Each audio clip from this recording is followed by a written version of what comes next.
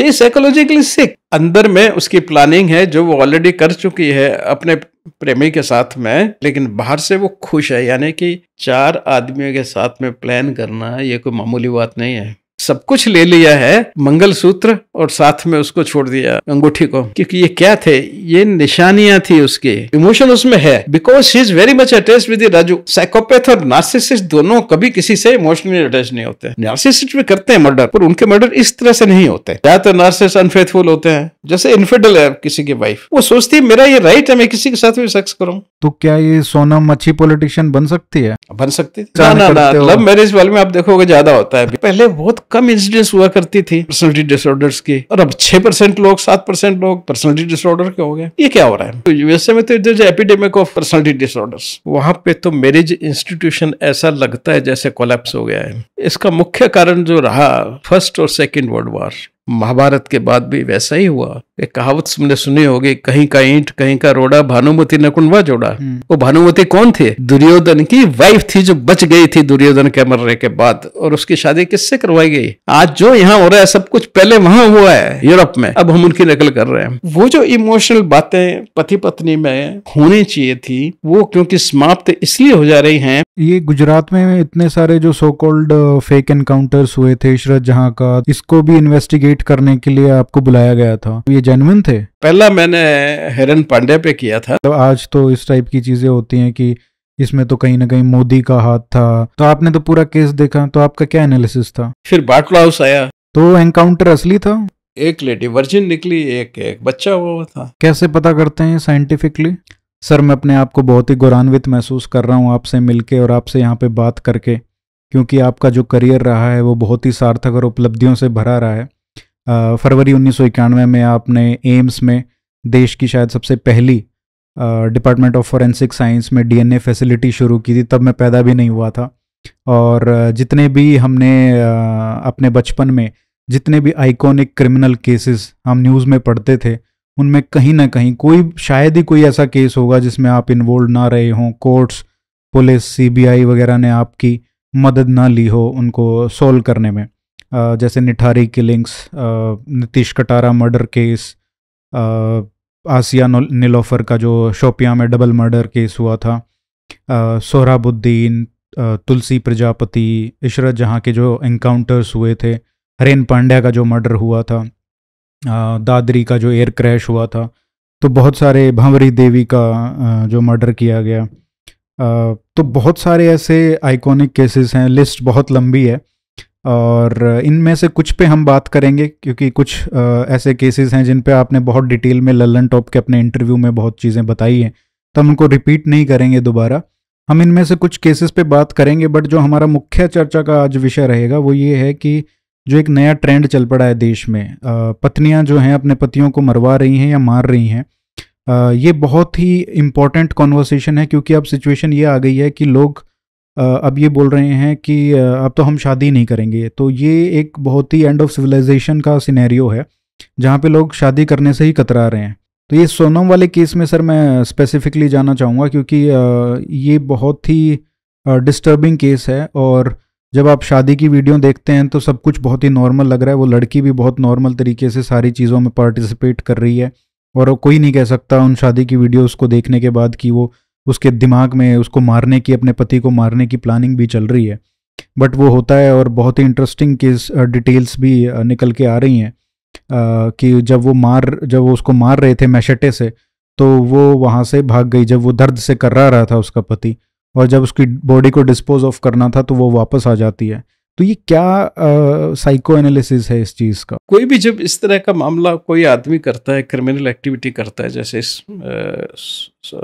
सोनम ने की है, तो हम उसका एनालिसिस करते हैं। वो एक्चुअली यूरोप वगैरह में तो ये आम कॉमन प्रैक्टिस है। हमारे यहाँ भी ये सब इन्वेस्टिगेशन का पार्ट नहीं है, हम इसमें कोई महत्व नहीं देते, है ना। 6-7 बातें हम बड़ी स्पष्ट नज़र उसके बिहेवियर में आती हैं। नंबर 1 जो आपने बताई, उसकी शादी तय हो रही है, शादी में पूरा पार्टिसिपेशन है। जितनी एक्टिविटीज उसकी जो दिख रही हैं उसमें सब बिल्कुल यानी क्या मतलब हुआ इसका? अंदर में उसकी प्लानिंग है जो वो ऑलरेडी कर चुकी है अपने प्रेमी के साथ में, वो है, लेकिन बाहर से वो खुश है, यानी कि she is able to mask her feelings. ये हर एक बस की बात नहीं होती। इमोशनल डिसएंगेजमेंट, आप उनको अलग और आपके व्यक्तित्व अलग, है ना? तो बड़ा साफ सा है कि भाई वो बिल्कुल से कहीं से भी वो ऐसा नहीं लग रहा कि उस बात से डिस्टर्ब्ड है, और इतनी गहन प्लानिंग उसके दिमाग में चल रही है उसके भी, और वो जो लड़का उसके साथ में राजा कुछवा है उसके साथ में राजू कुछवा, दोनों का बहुत नॉर्मल है कंसीलमेंट उनका, और कोई इमोशनल एक्सप्रेशन इस बात का नहीं होना, नंबर 1। दूसरा, तो यानी कि कंसीलमेंट करने में, सीक्रेसी से हम कहते हैं, फैक्ट्स को सीक्रेट रखने में वो माहिर है, जो हर आदमी में नहीं हो सकता। दूसरा, उसी में हो सकता है जो इमोशंस से अपने आप को डिसएंगेज कर ले, इमोशन से अपने आप को अलग कर ले, वही व्यक्ति होता है। तो इसलिए हमने इसको कैटेगरी रख दिया कि सब इमोशनली डिसएंगेज थी वो। फिर वो घर आती हैं, प्लानिंग करती हैं सबके साथ में। अब 4 आदमी हैं इन्वॉल्व, 4 आदमियों के साथ में प्लान करना ये कोई मामूली बात नहीं है। जाना, टिकट करवाना, वहाँ असेंबल होना, अलग अलग जगह रखना, कोई करना, पर्टिकुलर टाइमिंग्स पे मिलना, फिर जाके इवेंट करना, फिर वापस आना, फिर अलग अलग दिशाओं में जाना, तो ये काफ़ी स्ट्रॉन्ग प्लानिंग चाहता है। तो यानी कि she is a very good planner. तो प्लान तो बना लिया, लेकिन बहुत से लोग बना लेते हैं, एग्जीक्यूट नहीं कर सकते। She is a very good executor also. उसने उस प्लान को बनाया, योजना को बनाया और एग्जीक्यूट किया इन द सेम मैनर जिस मैनर में उसने सोचा था। इसका भी किसी को पता नहीं लगने दिया, सीक्रेसी। अगेन वो अपने आप में ये सीक्रेट समेटे हुए। अब आ जाइए, जब उसको आसमान मर रहा है, थोड़े टाइम के लिए जैसे आप कह रहे हैं शायद चली गई, फिर वापस आई, जब तक वो वापस आती है वो जिंदा था, और वो धकेलने की नीचे आई तो उसको धकेलने में उसने मदद की। ये क्या शो करता है? निष्ठुरता। आप कर पाएंगे? आप सोचो, आपके जान पहचान का आदमी है, वो करा रहा है या करा रहा था थोड़ी देर पहले, और अब उसको आपने डिस्पोज ऑफ करना है। You can not do like that. और वो लड़का कितना अच्छा था, मतलब कितना अच्छा लड़का है, वेरी गुड बिहेवियर, कोई नहीं, पर उसने किया। यानी उसकी निष्ठुरता बिल्कुल साफ झलक रही है कि इमोशनल उसमें फ्लैट है, इमोशनल फ्लैटनेस उसमें है। फिर उसके बाद में करने के बाद में शी इज कमिंग, कोई डिस्टर्बेंस नहीं है उसको। और ये देखिए, फिर जाके उसने अपना सामान उठाया, जहाँ पे स्टे की हुई थी, सब कुछ ले लिया है, मंगलसूत्र, और साथ में उसको छोड़ दिया अंगूठी को, क्योंकि ये क्या थे? ये निशानियां थी उसकी शादी होने की। ये उसका एक प्रूफ था उसकी शादी होने का। ये उसकी शादी होने पे एक इम्पोज्ड थिंग थे जिसने उसको निकाल के मुक्ति पाई उससे। तो ये इंडिकेट करता है कि उसने उससे मुक्त किया, यानी कि she has planned to get this up man and now she is fully satisfied कि मैंने अपना एग्जीक्यूशन ठीक से कर दिया, तो अब मेरे लिए क्या बेकार है ये। नेक्स्ट आता है, she has selected the place जहाँ पे हनीमून मनाना है। अब हनीमून भी क्या होता है? एक्चुअल जो शादी का कंज्यूमेशन बोलते हैं हम लोग, कि कंज्यूम हो गई शादी, यानी दोनों एक हो गए फिजिकली, मेंटली, हर दृष्टि से। तो उसका जो एक इंगित है वो हनीमून होता है। तो ये सेटिंग भी एक उसकी इंडिकेट करती है कि उसी दिन वो उससे मुक्त होना चाहती है जिस दिन उसने अपनी शादी कंज्यूमेट करने की उसके हस्बैंड ने कल्पना की है। और उसने सर शादी कंज्यूमेट नहीं की, उसने बोला कि जब तक हम उस मंदिर में नहीं जाएंगे तब तक हम नहीं करेंगे। She has not physically contacted, वहां वो उसका इंडिकेशन था कि शायद यहाँ कंज्यूमेट हो गई। कंज्यूमेट उसको कहते हैं जो फिजिकल रिलेशनशिप होता है। तो वो कंज्यूमेट होने का जो भजन उसके पास चल रहा है, उसने उससे मुक्त पाके उसको वहीं छोड़ दिया। तो इसको सिंबलिक सेटिंग बोला जाता है। ये कोई भी सेटिंग करते हो उसका सिंबल होता है, ऐसे लोग लेके चलते हैं दिमाग में, तो सिंबलिक सेटिंग। अब इस सारे व्यवहार को जब हम एनालाइज करते हैं तो हमको लगता है number 1, there is a moral disengagement, moral degradation, emotional lack of emotions, कोई इसमें इमोशन नहीं है, बिल्कुल रूप से निष्ठुर है। लेकिन इमोशंस हैं, देखो ये मैं कह रहा, ये लैक इमोशन इसलिए वो पूरा, मैं थोड़ा सा उसमें लैक ऑफ मॉरल प्रिंसिपल कहूँगा मैं, कि लैक ऑफ मॉरलिटी है। जहाँ तक इमोशंस का सवाल है, इमोशन उसमें है, because she is very much attached with Raju, जो वो दूसरा लड़का है, तभी तो उसने मंगलसूत्र और वो रिंग निकाला। तो यानी कि she has already committed, emotionally attached with somebody, and this is the only point which goes against her being a psychopath. Because psychopath में क्या होता है कि इमोशंस फ्लैट होते हैं। तो क्या क्लासिफाई करेंगे इस लड़की को, नार्सिसिस्ट? देखिए, नार्सिसिस्ट हम इसीलिए नहीं कर सकते। नार्सिसिस्ट में एक सबसे बड़ा पॉइंट होता है, उसी में आ रहा था कि अब हम कौन से ग्रुप में रखें। ये सिम्टम्स तो हमारे पास आ गए, फाइंडिंग आ गई कि सब ये फाइंडिंग हमारे पास है, ये हमने इसी की पर्सनैलिटी को देखा है, इसी पर इसमें ये फिट है, कहाँ फिट होंगी? तो साइकोपैथ में तो नहीं होती फुल, पर निष्ठुरता है इसमें, प्लानिंग है जो साइकोपैथ के होते हैं। तो जो प्राइमरी साइकोपैथ नहीं होते हैं और थोड़े उनके ट्रेट्स होते हैं, उनको हम कहते हैं सेकेंडरी साइकोपैथ। ये साइकोपैथ तो नहीं है, पर कुछ फीचर्स साइकोपैथ्स के। तो सेकेंडरी साइकोपैथ का पार्ट इसमें है। नार्सिसिज्म इसलिए नहीं कहेंगे कि मॉरल तो फ्लैट है, पर emotionally she is attached with Raju Kushwaha.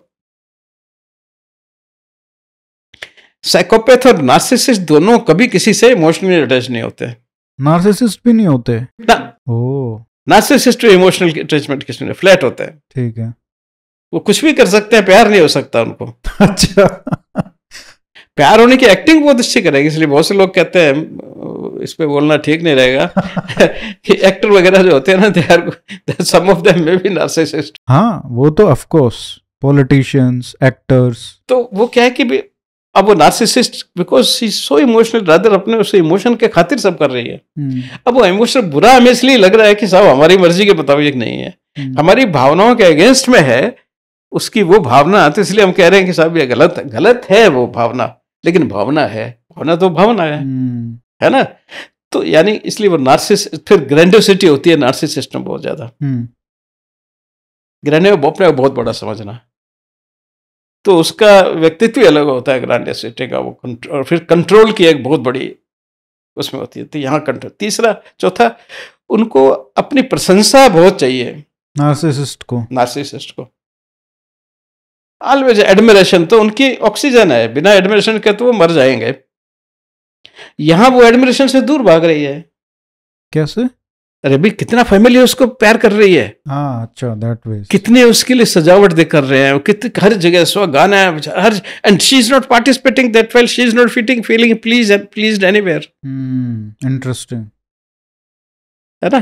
तो यानी कि एडमिरेशन की उसमें कोई फर्क नहीं पड़ रही है।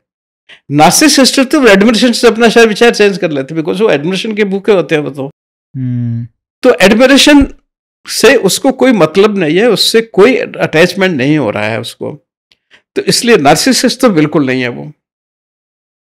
और साइकोपैथ भी नहीं है, जैसे आप साइकोपैथ भी नहीं है, तो ये सेकेंडरी साइकोपैथ है। सेकेंडरी, जिसको एंटी सोशल कहते हैं हम। ओके, एंटी सोशल ट्रेट कह दो, है ना। तो थोड़े बहुत साइकोपैथ के ट्रेट है, एंटी सोशल ट्रेट कह दो उनको। अब अगर टोटल आप इस चीज को मिलाएंगे तो क्या निकलेगा? हियर इज ए पर्सन जिसमें सेकेंडरी साइकोपैथिक के ट्रेट है, उसको हम एंटी सोशल कहते हैं, यानी कि एंटी सोशल ट्रेट उसमें है। क्यों? कि वो किसी भी समाज की किसी भी जो नॉर्मल बिलीफ है उन सब के अगेंस्ट में काम कर रही है। हमारी जो सोसाइटी की जो प्रिज्यूम्ड नॉर्मल चीजें हैं उनके अगेंस्ट में जा रही है वो। बिल्कुल। तो एंटी सोशल ट्रेट हो गया, उसको साइकोपैथिक वाले को एंटी सोशल ट्रेट डाल देते हैं। She is emotionless in what extent, not in narcissist के मामले में, वैसे in concerning with the husband and all that, family and all that, है ना, डिस्टर्ब्ड इमोशंस उसके हैं। ठीक है, तो एंटी सोशल उसका एलिमेंट है and total disengage with moral principles. But sir इसमें एक क्वेश्चन आ जाता है, ये अरेंज मैरिज का सेटअप है तो आप बोल दो कि नहीं करनी मुझे। नहीं, उसने नो कहा है। अच्छा, पेरेंट्स को मैंने उसने मना किया है। अच्छा, है ना, जैसा मैं न्यूज़पेपर प्रोग्राम पढ़ा है वैसे तो कौन जानता है। हाँ। तो उसने मना किया है और ये कहा है कि मैं शादी नहीं करूंगी इससे। वो घर वाले नहीं माने। ओके। और फिर उसने घर वालों को ये कहा भी है कि इसका इल्ज़ाम बहुत बुरा होगा।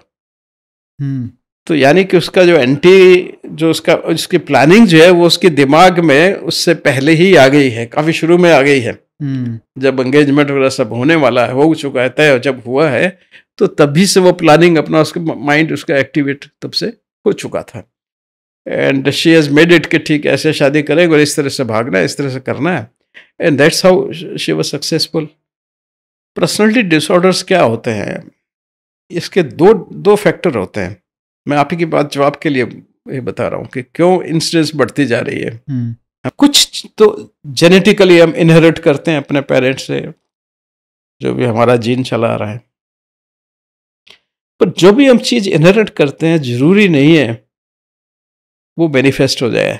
It is something like that कि बीज है गेहूं का, मान लो आपने बोया, आपने 10 बीज फेंके, पता चला 7 नहीं हो गए, 3 हो गए। वो 7 को ठीक से एनवायरनमेंट नहीं मिला तो वो नहीं हो गए, और जिनको ठीक से पानी नहीं मिला वो उगाए। तो वही हमारे जीन्स के साथ भी होता है। वी में inherit something either of the families, माँ बाप की कहीं से भी ट्री में आ सकते हैं, लेकिन उनका मैनिफेस्टेशन तब तक नहीं होता जब तक आपको राइट एनवायरनमेंट नहीं मिलता। जैसे अक्सर कहा जाता है कि जिन बच्चों को का बचपन खराब जाता है पेरेंट्स के रिलेशनशिप में, फैमिली के रिलेशनशिप में, पेरेंट्स के रिलेशनशिप में, उनमें अक्सर ये पर्सनालिटी डिसऑर्डर्स प्रिसिपिटेट हो जाते हैं। जिनके अंदर प्यार ममता का, सबका केयर का अभाव रहता है, तो ये सब मैनिफेस्टेशन इनका हो जाता है। जिन बच्चों को प्यार ममता खूब मिलता है, केयर मिलती है और मिलता है, उनमें वो सिम्टम्स नहीं होते। अब क्या है कि जो दूसरा एक इफेक्ट देखा गया है, ये बड़ा रिसेंट ही लोगों ने इसको रिपोर्ट किया है, क्योंकि अमेरिका में उन्होंने देखा कि यार पहले बहुत कम इंसिडेंस हुआ करती थी नार्सिसिज्म की, पर्सनालिटी डिसऑर्डर्स की, और अब 6% लोग, 7% लोग पर्सनालिटी डिसऑर्डर के हो गए। तो ये क्या हो रहा है? तो वो यही होता है कि जब नार्सिसिस्ट के लिए एक्सेप्टेंस आना शुरू होती है, क्योंकि जब नंबर बढ़ रहे हैं उनके और आपकी मोरल वैल्यू सिस्टम खत्म हो रहा है, तो you are giving acceptance to certain things. जैसे मैंने आपको पहले कहा कि I hell with, I damn care for society या पीपल और this like that, I will do whatever I like. तो ये सब प्रीच कर रहे हैं। तो क्योंकि उन वैल्यूज की एक्सेप्टेंस बढ़ गई तो इसलिए उस टाइप के लोग भी ज्यादा होंगे, इंसेंटिव हो गया। वो खाद पानी जो है वो उन जीन्स को मिलने लगा तो ज्यादा मैनिफेस्ट होने लगे। तो जस्ट बिकॉज 200 साल पहले 1% लोग नार्सिसिस्ट होते थे तो डजेंट मीन कि वो 1% कांस्टेंट रहेगा। वो अगर क्योंकि एनवायरनमेंट चेंज हो रहा है तो वो 1% 5% भी हो सकता है, और ऐसे ही चलता रहा 10 हो जाएंगे, 15 हो जाएंगे। हाँ, तो ये तो बहुत ही डेंजरस है। बहुत डेंजरस है। इसीलिए तो मैं वो एग्जांपल दिया आपको कि सोसाइटी को राइट टाइम पे रेगुलेट करना, बनाना, ये बहुत बहुत इंपॉर्टेंट है। देखिए मॉब कैसे इकट्ठा होता है, आप छोटी से एक बात जनरल अपीलिंग की कर दीजिए, लाखों लोग इकट्ठे हो जाएंगे, मरने मारने को तैयार हो जाएंगे। 47 में क्या हुआ, किस मुसलमान का हिंदू ने बिगड़ा या किस हिंदू ने मुसलमान का बिगाड़ा? कितने लोग मारे गए? ये मास साइकोसिस जो होता है, मास साइकोसिस, हाँ इसको मास हिस्टीरिया बोलते हैं। ये राइट्स में बहुत होता है, चाहे आप 47 ले लीजिए, चाहे 84 ले लीजिए, चाहे 2002। आप यही ले लीजिए, कुछ दिन पहले, कुछ साल पहले दिल्ली में चल रहा था बंदर, सब घोनस करता था, उससे बाद में चला है कोई औरतों की चोटियां काट जाता था, तो कोई गांव नहीं बचा, शहर नहीं बचा जहाँ लोग किसी की चोटी ना कटी हो। तो ये सब मास हिस्टीरिया होते हैं। एक वेब चलती है, हर आदमी उसको फॉलो करता जाता है। तो वो एक तरीके से वायरल चीजें होती थी बिफोर सोशल मीडिया, जो हमने सुनी है, बस अब सोशल मीडिया आ गया। हाँ। उस वक्त सोशल मीडिया इस तरह की रूमर्स चल दे हाँ। बिना किसी प्रूफ के, बिना किसी चीज के। तो ये सब क्या है कि एक्चुअली ये सब this is all that's why I am saying that this is subject which is required to be, social psychology है, इंडिविजुअल है और है, एंड क्रिमिनल साइकोलॉजी, ये सब बड़े इंपॉर्टेंट है। सर एक और केस है मुस्कान रस्तोगी का, वो भी बहुत ही डिस्टर्बिंग केस है। मतलब उस लड़की को देखिए कि वो एक दिन पहले वीडियो बना रही है अपने पति के साथ, और उनकी एक बच्ची भी है, वो भी उस वीडियो में है, रील बना रही है, डांस कर रहे हैं, दोनों खुश हैं तीनों, और बहुत नॉर्मल एक फैमिली का वीडियो है। और अगले दिन वो बहुत ही बेरहमी से अपने पति को मार देती है अपने प्रेमी से मिलकर। वहां भी सेम फिनोमेना चल रहा है। वहां भी निष्ठुरता number 1, conspiracy number 2, planning, execution, जो भी हम इस बात में इसमें देख रहे थे, प्राय सभी बातें वहां पे नजर आ रही हैं। पर सर वीडियो में वो एकदम खुश लग रही है, एकदम नॉर्मल फैमिली लग रही है, ये कैसे कर सकता है कोई? शी साइकोलॉजिकली सिक। उसके पति को भी नहीं पता चल रहा है। मैंने कहा ना, जो पिछले केस में मैंने बताया, secrecy number 1, they are so secretive कि किसी को कानो कान पता नहीं चलने देते। नॉट ओनली दैट, सेकेंड चीज में उस वक्त वही भी बता रहा हूं आपको, they are secretive, so secretive that किसी को पता नहीं चलने देगा। Secondly, they are very good learner. वो अपनी इमेज बाकियों के लोग सब इतनी अच्छी बनाएंगे, और अब क्योंकि अंदर मन में भाव तो कोई है नहीं, तो इसलिए इमेज कैसे सीखते, तो दूसरों सीखते हैं। मैं आपके सामने बैठा हूं और मान लो मेरे अंदर कोई मूल रूप में वो भावना है ही नहीं, तो मैं कैसे उसको, तो मैं ऑब्जर्व करूंगा आपको। कोई आदमी है, आपने नमस्कार किया, तो मैंने भी सीख लिया, आपको आया तो उसको नमस्कार करना चाहिए, बैठिए, चाय पीजिए, ये know, they learn like that. उस बिहेवियर में उनके अंदर से कोई भाव नहीं है, but they are great learner, memory तो इंटैक्ट है ना उनके। So she may be a psychopathic girl, because उसने, मैंने उसका पर्सनल एग्जामिन नहीं किया, डिटेल भी देखी नहीं है, देखी तो क्वाइट लाइकली मुझे लगता है जैसे शी इज ए साइकोपैथिक और एंटी सोशल टाइप की पर्सनालिटी होगी, ठीक है ना। वो नार्सिसिज्म फिर वो इसलिए आता है कि there is a emotions for someone. Narcissist भी करते हैं मर्डर, पर उनके मर्डर इस तरह से नहीं होते, रेज में होते हैं, अक्सर नार्सिसिस्टिक रेज बोलते हैं। जब उनका अहंकार जो होता है ना, उसको चोट लगती है, तब वो मर्डर करते हैं किसी का गुस्से में। रेज क्या होता है कि उनका अहंकार, ईगो बहुत है ना, ग्रैंडिसिटी होती है, ईगो बहुत हाई है। जैसे मान लीजिए नार्सिसिस्ट आपको धोखा दे रहा है, किसी और से उसके 2 आदमियों से संबंध है, दे में हैव मल्टीपल पीपल, ये उनका खास करैक्टर होता है। अब आप एक दिन उस चीज को, क्योंकि एम्पाथ की प्रॉब्लम होती है, वो सोल्व कर लेता है, अवॉइड कर देगा, इस औरत को छोड़ो, अपने कोई मतलब नहीं रखना है, बच्चे मेरे 2 हो गए, ज़्यादा हो सकता है मैं गो फॉर डीएनए और समथिंग लाइक दैट, कि हाँ मेरे बच्चे हैं। नहीं भी है तो वो, जैसे पहले मैंने एम्पाथ को भी कहानी बताई, वो कहेगा ठीक है कोई बात नहीं। Quite likely one day, because of certain circumstances, he may tell his wife that I know all this truth. कोई उसने फोटो ले लिया है या रिकॉर्ड कर लिया है, वो करे। अब क्या होगा कि this thing that narcissist can not tolerate. अच्छा, तो अगर उसके हाथ में पिस्टल है तो इमीडिएटली मार देगा वो। चाकू वाकू है तो कहते, इसको बोलते हैं नार्सिसिस्टिक रेज। इसका इक्वल टू है उसमें, लेकिन भावना ये रहती है गुस्से में, इसकी ये हिम्मत, मेरी मर्जी है मैं किसके साथ वो कर जाऊं भाई, और तेरी ये हिम्मत कि तू मेरे को ये कहे कि तेरी उसके साथ दोस्त, उसको गिल्ट नहीं है पकड़े जाने का, पकड़े जाना कोई गिल्ट नहीं है, मैंने गलत काम किया ही गिल्ट नहीं है, क्योंकि एंटाइटलमेंट होता है उनमें, नेचुरल एंटाइटलमेंट, कि हमें तो हर चीज करने का राइट है। तुम्हारी ये कहने की हिम्मत क्यों हुई कि मैं ऐसा कर रही थी, ये फर्क होता है। एंड इन दैट रेज, गुस्से में वो दे किल। तो उनका किलिंग इस तरह का होता है। तो वो इसलिए मैं कह रहा था कि इनमें कोई भी नार्सिसिस्टिक किलिंग का कोई फीचर नहीं है, न इसमें है न उस लड़की में है। बट सर नार्सिसिज्म बहुत इम्पोर्टेंट ट्रेट रहा होगा ना हमारे इवोल्यूशनरी बायोलॉजी में, क्योंकि आप देखिए कि एक पर्सनालिटी डिसऑर्डर भी है।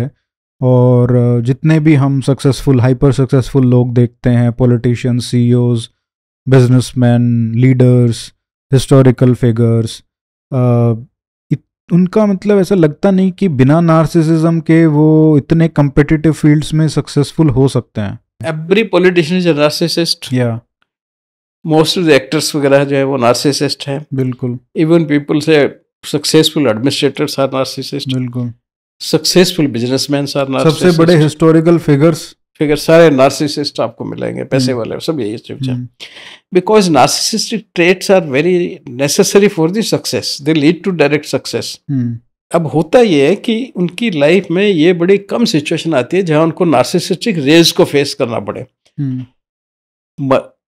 क्रिमिनल एक्ट वो नार्सिसिस्ट करते हैं जहां पे वो उनके अहंकार को कहीं ना कहीं चैलेंज मिलता है। जैसे इनफिडल है किसी की वाइफ, वो सोचती है मेरा ये राइट है मैं किसी के साथ भी सेक्स करूं, and this fellow has no right, because उसके हस्बैंड के साथ वो हस्बैंड रिलेशनशिप तो है ही नहीं ना, वो बच्चों के साथ भी नहीं होती है। बच्चों के साथ टिपिकली बच्चा जो है उनके लिए वो दे सिंपली कंसिडर एक्सटेंशन, उन्हीं का एक एक्सटेंशन है। तो यानी कि जो मैं बात कर रही हूँ वो इसको करनी चाहिए। अच्छा, they never love, they can not love, because love तो किसी को भी नहीं कर सकते वो। हाँ, लाइकिंग एडमिरेशन करने वाले लोग जो होते हैं उनकी वो चाहिए, वो तो उनकी लाइफ फोर्स है। सो अब देखोगे जितने नेता हैं, 2-4 आदमी उनकी वो प्रशंसा करने वाले उनके साथ रहते ही हैं, हर बात के लिए प्रशंसा करते हैं, मतलब नेताजी करके चलते रहते हैं। तो इसलिए वो रहते हैं, तो एक्चुअली उनके साथ पोजीशन बहुत कम आती है, और जब आ जाती है तब वो छोड़ते नहीं किसी को। भंवरी बाई को कहाँ छोड़ा उन्होंने, है ना। जब वो उनको ईगो हर्ट हुआ वहां पे, उसने उनको पता चला कि हाँ अब ये कर देगी, कर रही है, दे दिया उसने, उसके बाद विद इन वीक तो मार दिया उन्होंने उसको। विद इन वीक क्या, उसी वक्त दे दी थी वो तो सुपारी, तो है ना।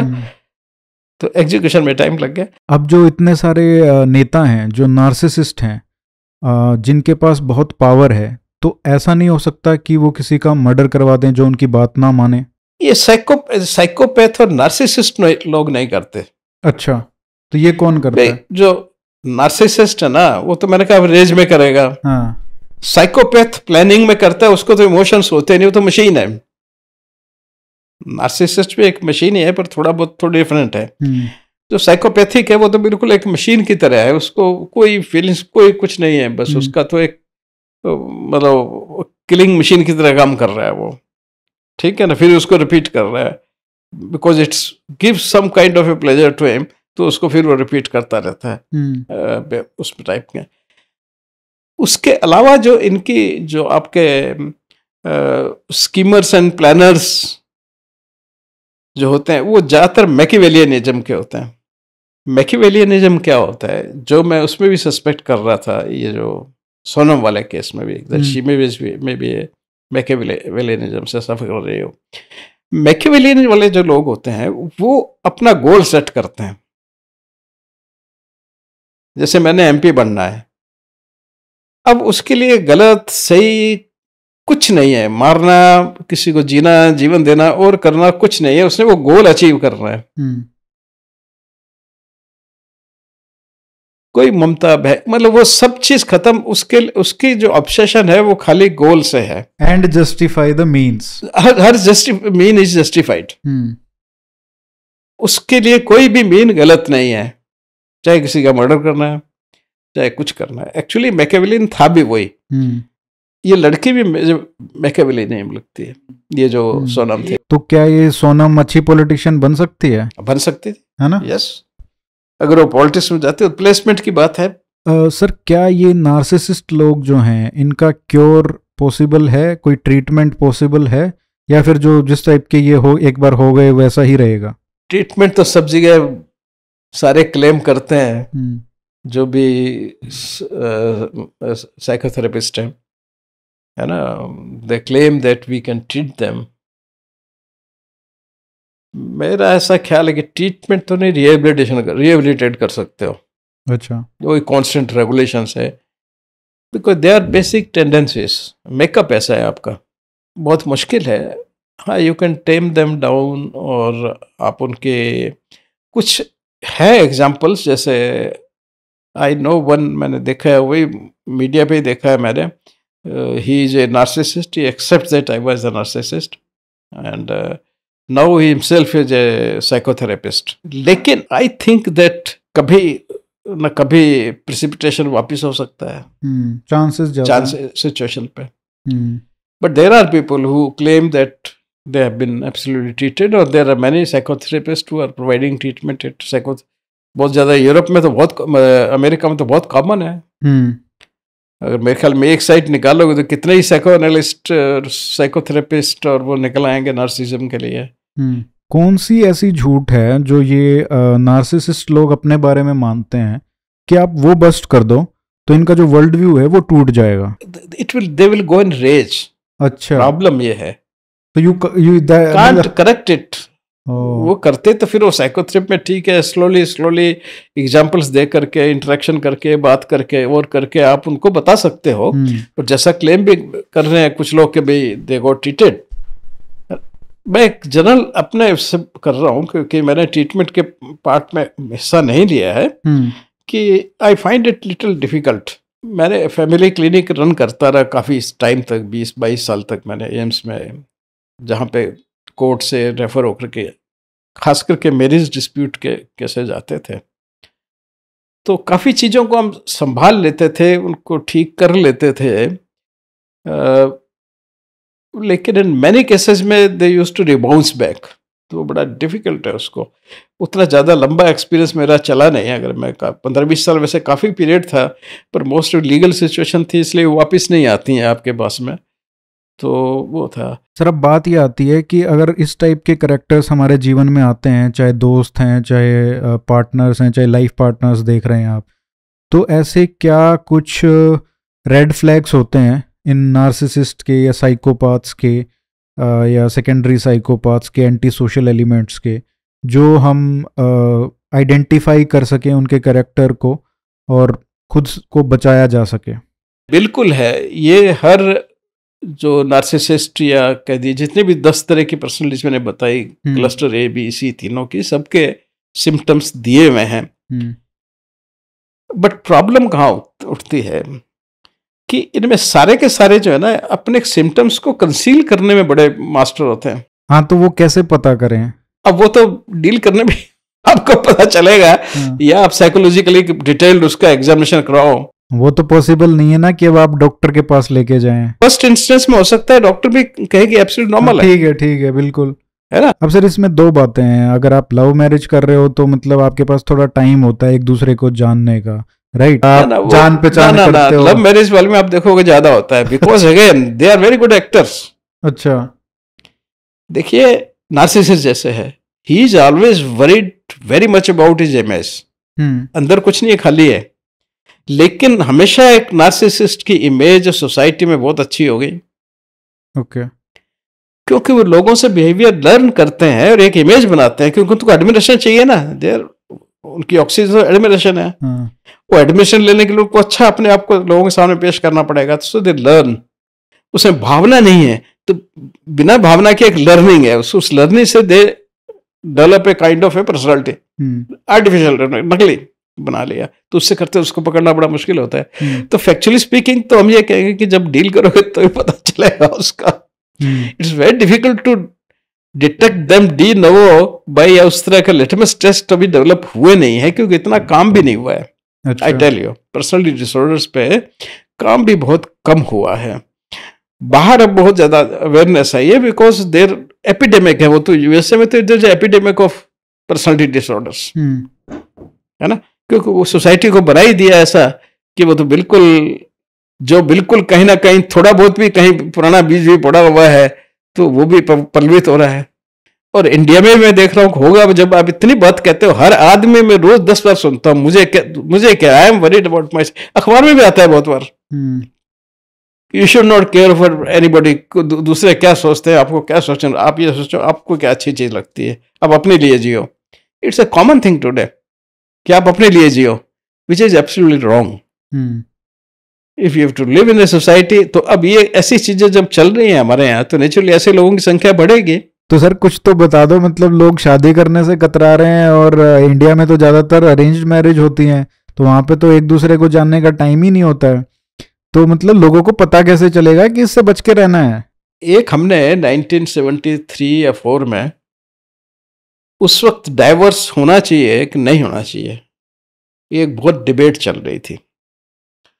तो एम्स में मैं स्टूडेंट्स की जो संस्था थी ना, जो वो उसका काम मेरे को दिया हुआ था, टाइम बिंग के लिए बना देते हैं किसी फैकल्टी को, मैं यंग फैकल्टी था तो मेरे को दे दिया। तो हमने किया, तो उसमें चीफ जस्टिस थे, चीफ दिल्ली हाई कोर्ट के, उनको बुलाएगा, नाम नहीं लूंगा मैं, उनको हमने एज ए चीफ गेस्ट बुला लिया। और डिबेट हुई, बड़ी ज़बरदस्त डिबेट हुई कि डाइवर्स होना चाहिए कि नहीं होना चाहिए। तो उनको जब समापन के लिए कहा गया, तो उन्होंने कहा मैं कुछ नहीं कहूँगा इसके अंदर होना या नहीं होना चाहिए, मैं अपनी कहानी बताना चाहता हूँ कि मेरी शादी कैसे हुई, इन्फ्लुएंस आप निकालो। तो ही सेड के साहब मैंने बार अटला किया लंदन से, 3 साल की डिग्री जैसे ही पूरी हुई, जिस दिन मेरा पहले दिन इसका था, क्या बोलते हैं, इंटर्नशिप का, उसी दिन मेरे फादर का टेलीग्राम, उनके टेलीग्राम हुआ करते थे और हवाई जहाज भी नहीं होते थे, तो टेलीग्राम आता है, कम टू दिल्ली इमीडिएटली। तो बोले मेरे पास ऑप्शन है, फादर ने कहा, तो मैं टिकट कैसे करवा के जहाज से, उन दिनों 20-25 दिन लगते थे, दिल्ली पहुंच गया। बोले भाई ऐसा है, कल तेरी सगाई है। फादर के सामने उस जमाने में लोग बोलते ही नहीं थे। बोले ठीक है साहब, तो उन्होंने सगाई कर ली। सगाई करके दूसरे तीसरे दिन का टिकट वापसी का करवाया हुआ था, उनकी वापसी की टिकट हो गई। बोले उसके बाद मैं कंप्लीट करके साल भर जब वापस गया, तो जाते ही उन्होंने कहा जी आज तेरी शादी है। अब शादी के बाद में जब सुहागरात होती है, तो the first time I saw that lady, I was बारेटला from Britain, and my wife was a dark black woman with pock marks, चेचक के दागों के साथ में, because my father has also not seen her. बोले हो गई, तब हो गई। तो फिर उन्होंने बताया कि साहब मेरे 3 बच्चे हैं, फैमिली है, हैप्पीएस्ट फैमिली मेरी लाइफ रही है, सारे बच्चों के बारे में बताया, सब बहुत वेल सेटल्ड है, एंड गिवन ए अपॉर्चुनिटी, अगर मुझे भगवान अपॉर्चुनिटी देगा तो I will get married that woman 1000 times, I can not think of any other woman except her in my life. बिना देखने बाद, और अनपढ़, उसने कहा कि totally illiterate women, black colour with pox marks, चचक उस जमाने में बहुत हुआ करती थी, तो चचक के दाग भी हैं ऊपर, सोने पर सुहागा। But since this man was so groomed, और उसको चीफ जस्टिस थे, 73 या 4 की बात है, दिल्ली हाई कोर्ट के। तो व्हाट आई मीन टू से, ये आपके विश्वास पे चलता है सब, विश्वास and training and self discipline जिसे कहते हैं। What I mean, life was so disciplined, तो वो आपको इतना ज़्यादा बहुत सी ऐसे इमोशंस को जागृत करता है, और आपकी ममता, प्यार, और वो इतना ज़्यादा फैल जाता है। तो आप कह रहे हैं कि जो आजकल बच्चों का पालन पोषण हो रहा है, उसमें जो वैल्यूज़ दिए जा रहे हैं पेरेंट्स के द्वारा, उसमें बहुत कमी है, बहुत बड़ी कमी है। हमारी पहले तो अपने खुद की सोच में कमी है। तो उसको कैसे ठीक किया जा सकता है? With all the liberties that kids enjoy and with all the exposure that they get outside of the home, तो इसको कैसे ठीक किया जा सकता है? मतलब आप ज़्यादा संस्कारी बनाने की कोशिश करें, हो सकता है बच्चा रिवोल्ट कर जाए। व्यक्तिगत एग्जाम्पल कभी देना नहीं चाहिए, पर मैं दे रहा हूँ बिकॉज थोड़ा सा तुम्हारे से कनेक्ट हो गया है। मेरे बेटा बेटी जो हैं, वो बेटियां मेरी फिलीपींस में है, बेटा मेरा टोरंटो में है। आगे उनके 2 बच्चे, बिटिया के 1 लड़की है। मेरे जो बच्चे हैं ग्रैंड चिल्ड्रन है, वो इंग्लिश में बात नहीं करते, वहाँ रह करके पूरे हिंदी में बात करते हैं। उनको त्योहारों का, हर चीज़ का, मंदिर जाने का, पूजा का, कथा का और इंडियन वैल्यूज़ का मेरे से ज़्यादा नॉलेज है। व्यवहार में वो ज़्यादा इंडियंस हैं मेरे से। मैं अपने आप को जब उनको देखता हूँ तो अपने आप को बहुत ही सीमित मानता हूँ। पिक्चरें भी नहीं देखते, वो इंग्लिश पिक्चर कभी देखते ही नहीं। हफ्ते में एक दिन देखेंगे, हिंदी फिल्म बना रखा है उन्होंने ऐसा, मंदिर जाना है हफ्ते में एक दिन। पेरेंट्स पे बहुत कुछ फर्क पड़ता है एक्चुअली। मेरा सन वहाँ पे कुछ गुजराती बच्चों के संग वो रह गया साथ में, जो उसके क्लास में थे, कुछ गुजराती बच्चे थे तो उनके साथ में उनकी बन गए। अब गुजराती बहुत ट्रेडिशनल होते हैं, Marwari Gujarati are very traditional. अब वो उनके साथ में, उनके बच्चों के साथ में उनके बच्चे खेलते रहे। So they have brought up in very, मतलब they are more Indian than what I am. तो यानी कि अगर ऐसा मुझे इम्पॉसिबल नहीं लगता है, मैं अपने बच्चों को जब देखता हूँ तो मुझे लगता है कि ये जो इम्पॉसिबल नहीं है, उनमें कोई भी वहाँ की जो एनवायरनमेंट का फैक्टर है, किसी को भी उन्होंने आत्मसात नहीं किया है, बिकॉज उनकी ब्रॉटअप और सब जो थी वो उसी ढंग से गुलते, उसी ढंग से वो समझते रहे। तो आप आज के पेरेंट्स को क्या सलाह दोगे कि किस तरीके से उनको बच्चों को बड़ा करना चाहिए कि उनके बच्चे ना तो नार्सिसिस्ट बने, ना एंटी सोशल बने, ना सेकेंडरी साइकोपाथ बने, ना साइकोपाथ बने? देखिए, उसके लिए सबसे बड़ा प्यार जो फैमिली का स्ट्रक्चर जो है आपका, उस फैमिली स्ट्रक्चर में अगर आप उनको राइट एग्जाम्पल्स देते हो, बिहेवियर, बच्चा सीखता है। बच्चा तो जो सीखेगा चारों तरफ उसी को परसीव करके अपने आइडियाज डेवलप करेगा। उसके जीन जो है उसको उसी तरह से अडॉप्ट करते जाएंगे। तो उसके लिए आपको सेटिंग जो है बिल्कुल, जो एक अपने इंडियन फैमिली की, मैं हिंदू नहीं कहूँगा, बाकी भी बहुत कम्युनिटीज हमारे यहाँ पे हैं, तो जो इंडियन फैमिली का एक सेटअप है उसको आप एक्सपोजर करिए, उसी ढंग से रहिए, उसको करिए। उसलिए खुद कुछ आदमी को अपना त्याग करना पड़ता है। बिल्कुल। अगर आप अपने परिवार के साथ रह करके अपना एग्जाम्पल सेट नहीं कर सकते, आप उनके बच्चों के सामने अपने फादर को कोई आदमी गाल दीजिएगा या उससे बुरी उसमें बात करेगा, तो फिर हम ये एक्सपेक्ट करें कि साहब वो राइट उनका ब्रिंगिंग होगी, वो नहीं होगी। आप अगर, मैं उनके सामने अगर सेल्फिश बिहेवियर कर रहा हूँ तो और फिर मैं चाहूँ कि वो ईमानदार होंगे तो नहीं हो पाएंगे। बिकॉज इंस्पिरेशन सेंटर उनका जो है, बिहेवियर जो सीखने की जो उनकी सारी चीज़ है, वो बाय एग्जाम्पल से ही उनको मिलेगी। लर्निंग जो है ये एक रास्ता है, और कोई रास्ता है नहीं। अदरवाइज दूसरा रास्ता जो हमको मिल रही है, और तो सबको चारों तरफ जैसा भी उनको व्यवहार मिल रहा है ना, तो वो है। अब कुछ पर्सनालिटियां, व्यक्तित्व ऐसे होते हैं जो एडवर्सरी में भी अच्छे बनते हैं। देखा होगा बहुत एडवर्सरी में, मतलब मोहल्ले में क्या, उस गांव में कुछ अच्छा नहीं है पर एक आदमी बहुत अच्छा बन रहा निकल कर, है ना। तो जैसे ये मैं बता रहा था आपको, व्यक्ति कितने तरह के, तो उसी में एक कैटेगरी एम्पाथ की होती है। एम्पाथ जो होता है वो व्यक्ति होता है जो दूसरों के इमोशंस को बिल्कुल वैसे परसीव करता है जैसे अपने इमोशंस को करता है ना। और वो इसलिए बहुत जल्दी कनेक्ट हो जाता है। वो यही नहीं, उसमें इतनी कैपेसिटी होती है कि उन इमोशंस का आगे क्या होने वाला है वो भी ऑपरेट कर लेता है। बहुत ही करुणा, और उससे करुणा में होते हैं, जुड़ जाते हैं वो, है ना। और वो आपकी समस्या को अपना समस्या समझ लेंगे और आपके साथ में इतना अच्छा व्यवहार करेंगे, आपको इतना अच्छा वो करेंगे, वो अपना भी कोई काम है तो छोड़ के उनको खुशी होगी कि यार इस पे तेरे को मिल जाए। एम्पाथ जो है, मैंने कोई सुखी एम्पाथ नहीं देखा। तो क्या ये भी एक पर्सनैलिटी डिसऑर्डर है? नहीं, इस हिसाब से तो है। तो आई वोंट से कि है, तो आता तो कैटेगरी में उसी में है ना। वो कई बार क्या है, जैसे मान लो कोई इसको ऐसी चीज है वो जो उसके बहुत काम की है और उसको लगा नहीं इसको भी आवश्यकता है, जरूरत है, तो उसको दे देगा बाद में, चाहे वो खुद कष्ट में फंस गया। तो एम्पाथ की अपनी प्रॉब्लम्स भी होती हैं, है ना, वो नार्सिसिस्ट को भी सह लेगा, साइकोपैथ्स को भी सह लेते हैं। क्या एम्पाथ नार्सिसिस्ट का सबसे बड़ा विक्टिम बन सकता है? विक्टिम नहीं बनते, वो ज्यादातर दुख झेलते हैं नोइंगली। विक्टिम को प्रिडिक्ट तो कर लेते हैं वो कि भी नार्सिसिस्ट है, अच्छा, पता चल जाता है उसको, बट वो झेलता जाता है क्योंकि उसमें झेलने की लेकिन क्षमता, झेलने की, उसमें एडजस्ट करने की बहुत ज्यादा कैपेसिटी होती है ना, और उसमें एक्चुअली प्लेजर मिलता है उसको, इसलिए ये भी तो है ना सेकंड, तो इसलिए उसको झेलता रहता है। इसलिए एम्पाथ से अगर शादी हो जाती है नार्सिसिस्ट की, तो ये सबसे अनफॉर्चुनेट था, वो कभी उसको छोड़ेगा नहीं, उसको सब पता होता है।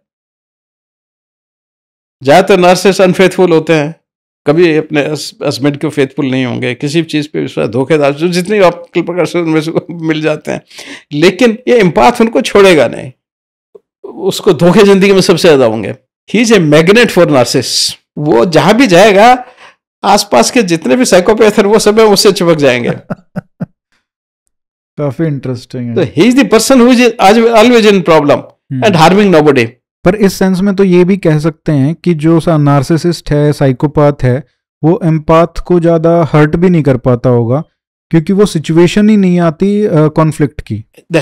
कॉन्फ्लिक्ट नहीं आती, मर्डर वगैरह उसका नहीं होता, इमोशनल मर्डर होता रहता है। हाँ, इमोशनली वो किल होता रहता है एवरीडे, लेकिन वो उस तरह के सिचुएशन में आने नहीं देता बिकॉज उसकी एब्जॉर्बेंस काफी अच्छी होती है। तो एम्पाथ आपको जिंदगी में कभी मिले तो उसको छोड़ना नहीं चाहिए। हाँ, यस, उनको अच्छा, उसको छोड़ो मत। हाँ, एम्पाथ कभी लाइफ में मिलता है आपको, don't live, because he will never deceive you. He doesn't have capacity to deceive. That's what I put it that way. He don't have that kind of understanding. Sir, हमने बहुत सारे पर्सनालिटी डिसऑर्डर्स की बात की, उनके characteristics की बात की, और ये भी बात की कि किस तरीके से जो पर्सनालिटी डिसऑर्डर्स हैं वो धीरे धीरे बढ़ रहे हैं। जो आपने कहा कि पहले जो सुप्त अवस्था में होते थे वो कैरेक्टर्स अब पल्लवित हो रहे हैं। तो बेसिकली इसकी शुरुआत कैसे हुई, इसका जेनेसिस क्या है, इसका रूट कोज क्या है? पहले अगर हम देखें तो वेस्ट में भी मॉडर्निटी बहुत दशकों पहले आई, बट जो ये पर्सनालिटी डिसऑर्डर्स का एपिडेमिक है ये 50-60 साल पुराना है, और इंडिया में तो अब 10-15-20 साल से ज़्यादा इसको सुन रहे हैं। तो इसका रूट कोज क्या है? अगर हम वेस्टर्न वर्ड्स को देखते हैं, खास करके जो वाइट यूरोपियन वर्ल्ड है, वहाँ पे तो मैरिज इंस्टीट्यूशन ऐसा लगता है जैसे कोलैप्स हो गया है। और एक इंसिडेंस मुझे याद आता है, शायद, मैं श्योर नहीं हूँ, शायद वो कुछ जो फिल्मकार जो हैं उनको इनाम देने का था, तो वहाँ एक लड़की ने खड़े होकर बोला था, I want to thanks my mothers and fathers. अब ये कैसे भी नंबर और कल्पना है, मदर्स एंड फादर्स, क्योंकि जो ये इंगित करता है कि मदर ने भी एक से ज़्यादा शादी कर रही है, फादर ने भी एक से शादी कर ली, तो एक्चुअल मदर्स हो गई, स्टेप मदर्स हो गई, एक्चुअल फादर हो गया, स्टेप फादर्स हो गया। और ये वहाँ पे आम बात सी है, हो गई है। ऐसा क्यों हुआ वहाँ पे? इसका मुख्य कारण जो रहा वो रहा फर्स्ट और सेकंड वर्ल्ड वॉर। और बड़ा हर आदमी सोचेगा ये कैसे हो सकता है, दो लड़ाइयों से ये परिस्थिति क्यों आई? लाखों की, मिलियंस की तादाद में लोग मरने, और ये मरने वाले कौन थे? जवान लोग, 18 से लेके 30-32 साल के लोग। और कोई कंट्री ऐसा नहीं रहा पूरे यूरोप में जिसमें उनके युवा मरे नहीं हों। औरतों की संख्या या ज़्यादा हो गई और आदमियों की संख्या कम हो गई। इसके लिए इसका पैरेलल अगर कहीं इतिहास में हमें एग्जाम्पल मिलता है तो महाभारत का है। और महाभारत में गीता के बिना, गीता उसी में है, उसके प्रथम अध्याय में ही अर्जुन ने एक बहुत जबरदस्त प्रश्न पूछा है। उसने कहा, साहब जब युद्ध होगा, ये 12 अक्षुणी सेना, 18 शायद 18 थी, 12 जितनी भी थी, इतनी अक्षुणी सेना यहाँ खत्म हो गई, इकट्ठी हो गई, और ये मैं देख रहा हूं इन सबका विनाश होगा। और इसमें मैक्सिमम लोग जो है वो 18 से लेके 30 साल के हैं। हमारा पूरा एक युवा रेस खत्म हो जाएगी, पीछे नारियां रह जाएंगी। जब ये पुरुष खत्म हो जाएंगे तो वो नारियां जो हैं वो विधर्मी हो जाएंगे। एज ए रिजल्ट इलिजिटिमेट बच्चे पैदा होंगे, वर्ण संकर पैदा होंगे। और जिस समाज में वर्ण संकर पैदा होते हैं उस समाज का अंत निश्चित होता है, क्योंकि वर्ण संकर जो है वो सबसे पहले उसमें लॉस होता है एथिक्स का, मॉरल वैल्यूज का। तो वो समाज को नष्ट कर देते हैं, समाप्त कर देते हैं। इसलिए उसने कहा मैं युद्ध नहीं लड़ना चाहता, मैं डर नहीं रहा हूं, मुझे यह भय नजर आ रहा है।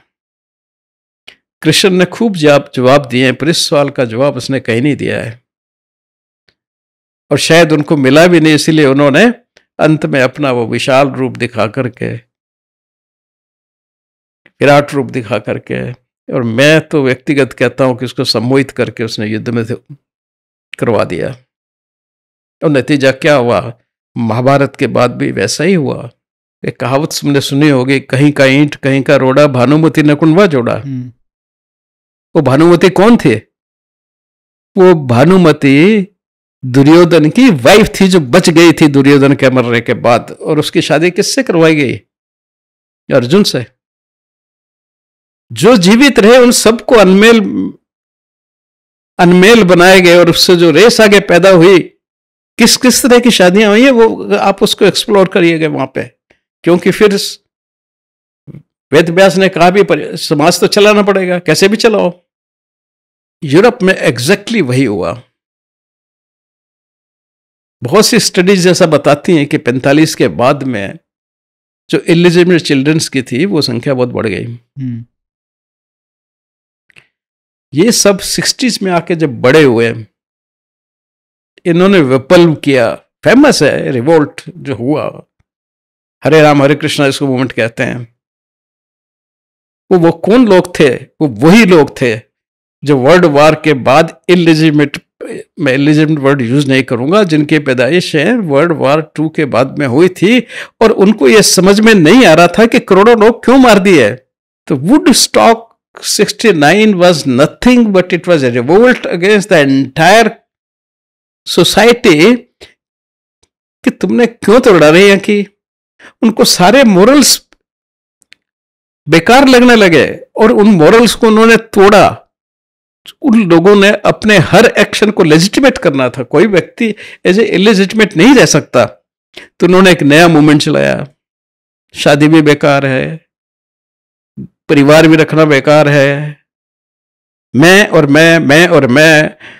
कितना बुरा लगता है जब कोई आदमी ये कहता है hello with I am worried about my self. इससे बेकार सेंटेंस कोई हो नहीं सकता जो आज का इंडिया का भी हर व्यक्ति बार बार बोलता है। हेल विद अदर्स कैसे हो सकता है? इंसान तो बना ही एम्पैथी से है, उसकी एग्जिस्टेंस एम्पैथी से है, सहानुभूति प्यार ममता से है। वो बिना किसी को प्यार किए और बिना किसी से प्यार लिए जीवित ही नहीं रह सकता। उसके जीवन का ये तत्व है प्यार करना और प्यार लेना। उसको हमने कह दिया hell with, I am not, आप parents, I don't care my parents, I don't care my friends, I don't care people what they say about मी। हम नहीं बोलते कि हर बच्चा बोलता है ये अननेचुरल है। ये भावना जो आई है ये अननेचुरल है, जो वहां पहले आई थी। आज जो यहां हो रहा है सब कुछ पहले वहां हुआ है यूरोप में, अब हम उनकी नकल कर रहे हैं। हमारे दिमाग में श्रेष्ठ का विचार रहा कि यूरोप जो है वो श्रेष्ठ है, उनकी कल्चर श्रेष्ठ है, वो सब कुछ कर रहे हैं जो ठीक है। आज वैल्यू सेट कौन कर रहा है? हम कर रहे हैं क्या? मॉरल वैल्यूज को कौन डिफाइन कर रहा है? हम नहीं कर रहे।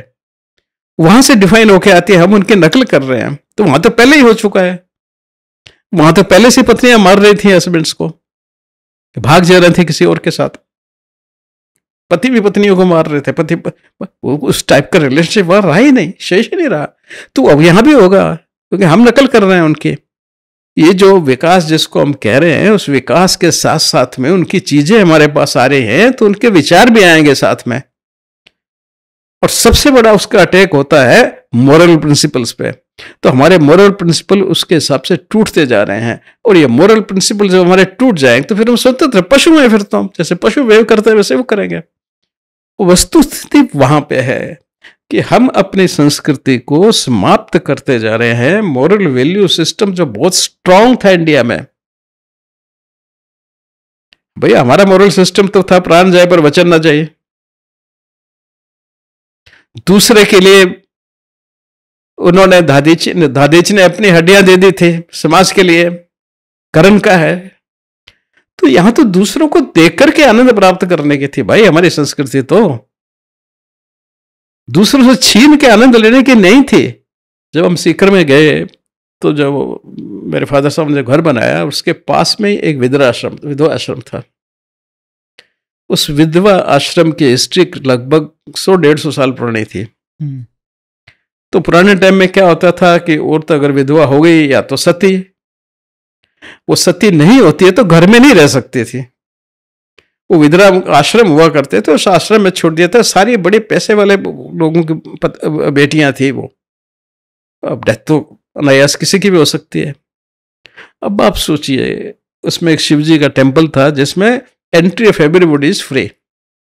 दिन रात मंदिर में जा रहे आ रहे, और उसके चारों तरफ उनके रहने के मकान बने हुए। देवर so handsome girls from the women कि 10 साल की उम्र से लेकर के 99 ईयर्स की लेडी तक वहां रहती थी। और हर आदमी वहां आ सकता है, जा सकता है कहीं भी। अगर कहीं इतनी 150 साल की हिस्ट्री में कभी भी सिंगल केस ऑफ रेप या कोई जिसे अपन कहते हैं किसी तरह का सेक्सुअल बिहेवियर की जो भी आप कहते हो, हाँ, कोई ऐसा कुछ कभी रिपोर्टेड नहीं। What was stopping them?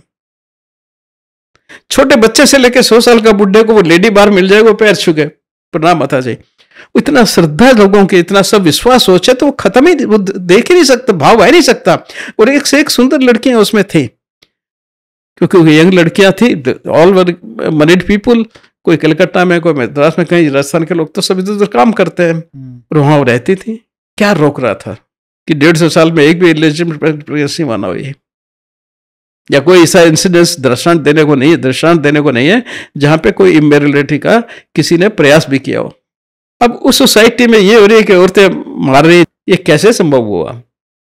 कुछ ना कुछ अंदर कुछ प्ले कर रहा है हमारा साइकोलॉजिकल लेवल पे, हमारी साइकी को चेंज कर रहा है। वो हमारा मोरल वैल्यू सिस्टम है। इंसान सिर्फ मोरल वैल्यू सिस्टम के लिए चलता है। एक सिपाही खड़े होकर के अपनी जान गंवा देता है, किसके लिए? अपने मोरल प्रिंसिपल्स के लिए। इमोशनल और मोरल फ्लैटनिंग होती है भी, ये दो चीजें तो आदमी को बांधे रखती हैं ना। अब उनकी अगर फ्लैटनिंग हो गई तो फिर आप कहाँ है? You are simply a beast. मैं तो इस बीच में सवाल पूछता हूँ इसको समझाने के लिए। दुनिया में लाखों की तादाद में, मिलियंस की तादाद में जीव हैं।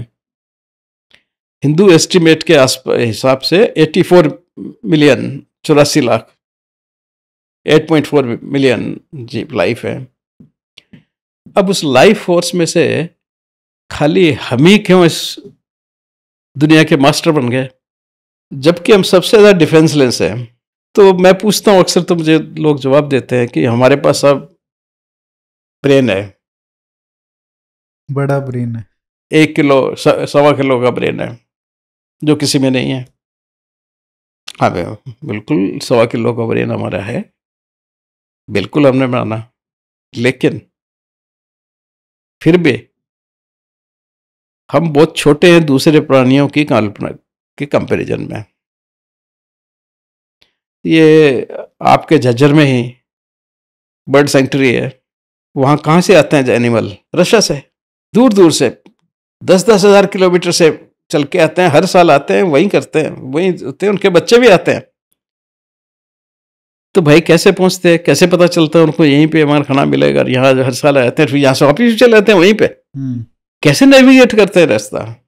There are some birds which go to sea and entire जितना लैंड मास है उसको क्रॉस करके जाती हैं, नीचे रेस्ट भी एक बार भी नीचे उतरती नहीं है। वो समुद्र में खाना भी अपना आकर के मछली उठा के ले जाती है। हाउ दे कम? अर्थ के मैग्नेटिक वेव्स हैं, उनसे वो उसका उनको पता चलता है, उससे नेविगेट करती हैं अपना रास्ता, और पर्टिकुलर जगह पे जाकर लैंड कर जाती है, पर्टिकुलर प्लेस पे। आपने बैट देखा होगा, उसकी आंखें नहीं होती, वो अल्ट्रासाउंड फेंकता है। उसी से प्रेरित होकर हमने अल्ट्रासाउंड बना के पेट का सब कुछ देख लेते हैं। तो वो अल्ट्रासाउंड फेंकता है, जमीन पे गिरती है अल्ट्रासाउंड, रिफ्लेक्ट होती है, उसका सिस्टम उसको रिसीव करता है और इतना अच्छा डिफरेंशिएट करता है कि एक छोटी सी कीड़ी पड़ी है उसको पता चल जाती है वहां पे कीड़ी है, और वो अपनी डाली से छूटता है, कीड़ी को खाता है, वापस लटक जाता है जाके। Do we have that capacity? हम तो अल्ट्रासाउंड को सुन ही नहीं सकते, we can not hear the ultrasound. उसी के लिए मशीन बनाया है, उसके लिए मशीन बनाया हमने। इससे आपने खूब देखा होगा, आपके जज्जर साइड में खूब होते हैं, कीड़ी नगरा बोलते हैं जो बन जाता है इतना बड़ा, और ये आपको हर जगह मिलेगा। आप लेह लद्दाख चले जाओ, वहाँ भी जहाँ माइनस टेम्परेचर चल रहा है, और जहाँ 52 डिग्री टेम्परेचर बीकानेर साइड में चलता है, वहाँ भी जाओ, वहाँ भी आपको ये मिलेगा, कीड़ी नगरा का वो मिलेगा आपको। टर्माइट मोल्ड बोलते हैं इसको। टर्माइट मोल्ड आपको सब जगह मिलेगा, और 2-3 फुट से लेकर के 20 फुट तक मिलेगा, बड़े बड़े मिलते हैं। क्या पर्पज है इसका? कौन बनाता है इसको? टर्माइट बनाती हैं, जो टर्माइट घर में अपने लग जाता है, लकड़ी खा जाता है, वो टर्माइट बनाती है कीड़ी। क्यों बनाती है वो? क्योंकि कीड़ी जो है वो खेतीहर है, हरियाणवी है। वो पहले आपने देखा होगा पत्ते पुत्ते इकट्ठे करके ले जाती है, वो पत्ते वत्ते जो इकट्ठे करके ले जाती है वो सारे नीचे पहले रखती है, रख करके उस पर फंगस ग्रो करती है, फिर वो जो फंगस उगती है उसको खाती है। She is a agriculture community. अब फंगस को ग्रो करने के लिए क्या क्या टेम्परेचर चाहिए? 37 डिग्री टेम्परेचर चाहिए, ठीक है, और 78% ह्यूमिडिटी चाहिए। ये दो बिना चलेंगे नहीं। अब बीकानेर में कहाँ से आएगी, या वो लाहौल स्पीति में कहाँ से आएगी? Whatever outside temperature humidity is there, termite mould के अंदर जो है टेम्परेचर 37 होगा और रिक्वायर्ड ह्यूमिडिटी होगी, जिससे फंगस ग्रो करेगी। इसलिए बनाती है इतना complex structure. Mankind have yet to manufacture such a structure. पूरा जोर लगा रहे हैं कि हम भी बना ले ऐसा, सारी ऐसी एयर, इस सब की जरूरतें खत्म हो जाएगी हमारी। अगर उसकी टेक्नोलॉजी को हम समझ लेंगे तो हाउसिंग में जो कॉन्सेप्ट है उसको ठंडा गर्म करने का, वो सारा सॉल्यूशन निकलाएगा उनको, पर नहीं समझ में आ रहा अभी तक। तो उनके बीच में यार हम कहाँ बच गए, कैसे सोएनर बन गए? हम तो मार भी नहीं सकते, तो उल्टा हम तो कहीं पेड़ पे चढ़ के देखते रहते थे, कहीं छुप के देखते रहते थे, किसी शेर ने किसी गाय को किसी चीज को मारा, फिर बड़े बड़े बांस ले जाते थे, 20-25 लोग मिलके उसको भगा के वो खींच लाते थे। That's how we have survived. तो हम क्यों एक्सेल किए? There was only one thing in human beings which was not so developed. Develop है उनमें, but it was not so developed. That was empathy, love for each human. टांग टूट गई तो मर नहीं जाएगा गाय की तरह आदमी, लोग को इसको बांधेगा, इलाज करेगा और करेगा। Living for others and finding pleasure out of that, ये ह्यूमन की सबसे बड़ी, इसको एम्पैथी कहा जाता है। ये सबसे बड़ी पूंजी थी जिसने उसको आगे बनाया। गुफा ढूंढी, गुफा में जाके घुस गए, फिर एक आदमी नहीं रहता था, 2-3 को साथ में भी ले आए, और जा रहा है बेचारा बरसात में, तो उसको भी बुला लिया, बैठ कर खाना वाना खा ले, चल। That's empathy. उस एम्पैथी से उनके ग्रुप डेवलप हुए। फिर उन्होंने ग्रुप ने सोचा यार पत्थर हम कब तक पत्थर हम रहे, चलो घर बनाते हैं। 2-3 घर बना लिए, गांव बन गया, फिर बड़ा गांव बना, कम्युनिटीज और बड़े बढ़ती गई, सिटीज बनती गई, और है फिर वेल ऑर्गेनाइज होते रहे। आज कोई भी आदमी मुझे अगर ये बता दे कि मैं अपने लिए जी रहा हूं, मैं तुम्हें मान जाऊंगा। All are, why are you making it? People will see it, find pleasure out of that. They will like it. The payment is secondary. Yes. That's a secondary gain. We have involved such a system that we all work for each other. We all take care of somebody else. वकील बनेगा क्या करेगा? किसी निर्दोष आदमी को छुड़वाएगा jail से। Doctor बनेगा भी क्या करेगा? MD किया, MS किया, MCH किया, ऑपरेटर सर्जन बने, कर क्या रहे? दूसरों के दिल को ऑपरेट कर रहे हो, पेट का ऑपरेशन कर रहे हो। You are helping other human beings. our all survival, everything is meant for others. So we are working for each other.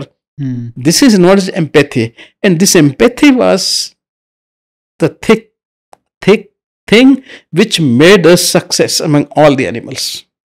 ये सारा अरेंजमेंट जो है ना, that is because of empathy. आज अगर मैं ये कहना हेल विद जो आजकल चल रहा है, हर आदमी कहता है अपने में जो अपने से मतलब है, वो आज सब जिस दिन हो जाएंगे तो समाज बिखर जाएगा, खत्म हो जाएगा. यूरोप इसीलिए, ये डेवलप्ड वर्ल्ड इसीलिए खत्म हो रहा है बिकॉज ये आइडिया बड़ा स्प्रेड करता जा रहा है. This is antithesis. वो जो इमोशनल बातें पति पत्नी में, फैमिली में होनी चाहिए थी, वो क्योंकि समाप्त इसलिए हो जा रही हैं कि हमारे अंदर वो जो पर्सनैलिटी डिसऑर्डर्स के गुण जो सुसुप्त रूप में थे वो अब जग रहे हैं. और सबसे बड़ी बात यह है कि समाज में उनके लिए एक्सेप्टेंस आती जा रही है. आज से 50-100 साल पहले अगर ऐसा इंसिडेंट हुआ होता तो लोग वही न्याय कर देते. But now our tolerance is increasing because this happening every day. Now people are not thinking how to stop it. हर आदमी कह रहा है मैं कैसे बचूं इससे. We are not making a collective effort. तो भी जैसे आपने सवाल पूछा भी क्या करें, तो ठीक है भाई, हर लड़की का पहले साइकोलॉजिकल असेसमेंट करवाओ भाई, कहीं इसमें नार्सिसिज्म तो नहीं है, कहीं ये अवॉइडेंट पर्सनैलिटी तो नहीं है, कभी ओसीडी तो नहीं है, ऑब्सेसिव कंपल्सिव साइकोसिस तो नहीं है इसको. तो फिर तो ये लोग कहेंगे पहले एक साइकेट्रिक का सर्टिफिकेट लाओ भाई कि she is absolutely emotionally normal. वहां पे भी हम करप्शन कर ही लेंगे तो वो सॉल्यूशन नहीं हो सकता है. वो सॉल्यूशन हो नहीं सकता. यूरोप में भी नहीं हो पा रहा है. वो there is happening day and night. लोग इतने मतलब mentally they are so, factually speaking they are suffering mentally, क्योंकि ये ह्यूमन नेचर नहीं है. विश्वास करना ह्यूमन नेचर है, प्यार करना ह्यूमन नेचर है. He wants to love somebody and he wants that somebody should love me. ये उसकी एक बेसिक स्ट्रक्चर है. और ये सब उसके अगेंस्ट में जा रहा है. और हम भी क्या कर रहे हैं, हम और आप बात कर रहे हैं, समाज में उसके लिए कोई एक्शन तो नहीं ले रहे. हमने कहीं पे ऐसी संस्थाएं तो नहीं खोली. देखिए पहले जो सिस्टम थे, आप बता रहे हैं, बड़ा, मैं जब छोटा था तो मुझे कहा जाता था, मंदिर जाते थे तो मेरे हमेशा मेरी मदर बोलती थी, आपने देखा होगा हर मंदिर के सामने चबूतरा होता है, साइडों में, सीढ़ियों के साइड में बड़े बड़े चबूतरे हुआ करते थे. आज भी होते हैं शायद. तो कहते चबूतरे में बैठ के आना. वो मतलब क्या होता था, मंदिर गए आप, चबूतरे बैठे, 10 आदमी और भी बैठे हैं, आप बात करेंगे, अच्छी, मंदिर में बैठ के आदमी अच्छी बात करेगा, आप कुछ अच्छी बातें सुनोगे, कुछ संस्कार लेके आओगे. तो ये संस्कार नाम की चीज जो है, एक्चुअल जो मैं आ रहा था, इस पे आना चाह रहा था कि जो संस्कार नाम की चीज थी वो बिल्कुल लुप्त हो गई.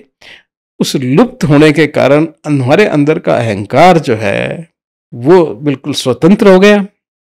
और उसके साथ जो हमारे एनिमल इंस्टिंक्ट्स हैं वो, उनको मौका मिला फैलने का.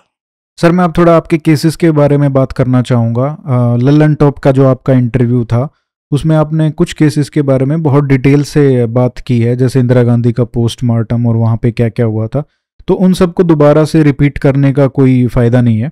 सो बट जैसे कुछ केसेस हैं जिस पे मैं टेक्निकल क्वेश्चन पूछना चाहूँगा. For example forensic DNA science. जब राजीव गांधी का असैसिनेशन हुआ, तो जैसे बॉम्ब ब्लास्ट हुआ, तो उसमें कितना डिफ़िकल्ट होता है डीएनए एक्सट्रैक्ट करना, कितना मुश्किल रहा था वो. अभी जैसे एयर इंडिया का क्रैश हुआ है, उसमें कितना मुश्किल होता होगा ऐसी सिचुएशंस में, क्योंकि आपने दादरी वाला जो एयर क्रैश था वो भी आपने हैंडल किया था. और सारा मैंने डील किया था दादरी वाला. सारा ये मेरे पास ही भेज दिए था सारा. ऐसे देखो, ये डीएनए अब आजकल तो काफ़ी सिंपल टेक्निक हो गई है. ओके. है ना. तो अब आजकल तो कोई मुश्किल नहीं है, फटाक से आप लेकर के. ओनली थिंग है कि भाई जो पर्सन इन क्वेश्चन और उसके साथ में कोई दूसरा रिलेटिव अवेलेबल हो, फादर मदर सिस्टर ब्रदर, कुछ इस तरह का, या और कोई रिलेशन जिससे डीएनए से उसको मैच करके देख सकें, ऐसा होना चाहिए. तो उन सब ब्लड के साथ में कर लेते हैं. हाँ, राजीव गांधी के टाइम में वो CCMB हैदराबाद में किया गया था उस वक्त जो है, और उस वक्त डीएनए इतना रैपिड नहीं होता था. उसके बाद हमने कई केसेस किए। जो मैंने सबसे पहला केस किया वो 91 में ही हमने किया था तिहाड़ जेल से। अच्छा। तिहाड़ जेल में ऐसा हुआ कि एक लेडी थी और उसका हस्बैंड, दोनों एक मर्डर केस में जेल में थे, और वो लेडी प्रेग्नेंट हो गई। और उसने जेल के जो आदमी थे उन पे अपना, गवर्नमेंट सर्वेंट्स जो जेल के देखने वाले थे, उनके ऊपर अपना एलिगेशन लगा दिया कि मैं इनके साथ प्रेग्नेंट हूँ। तो बहुत बड़ा इशू बन गया ये। जो दिल्ली का डीसी था उस वक्त, तो उसकी ड्यूटी लगाई गई कि उसकी इंक्वायरी उसको मार्क की गई। तो वो फिर उन्होंने मेरे से कांटेक्ट किया भाई कैसे क्या करें। तो अब वो प्रेग्नेंट थी उस वक्त, शी वाज प्रेग्नेंट। इशू काफ़ी गर्मा गया। तो मैंने कभी अभी तो डीएनए हम नहीं कर सकते क्योंकि पैरासिंथेसिस से निकाल तो सकते हैं, पर उस ज़माने में 10% चांसेस होते थे कि एबॉर्शन हो जाए।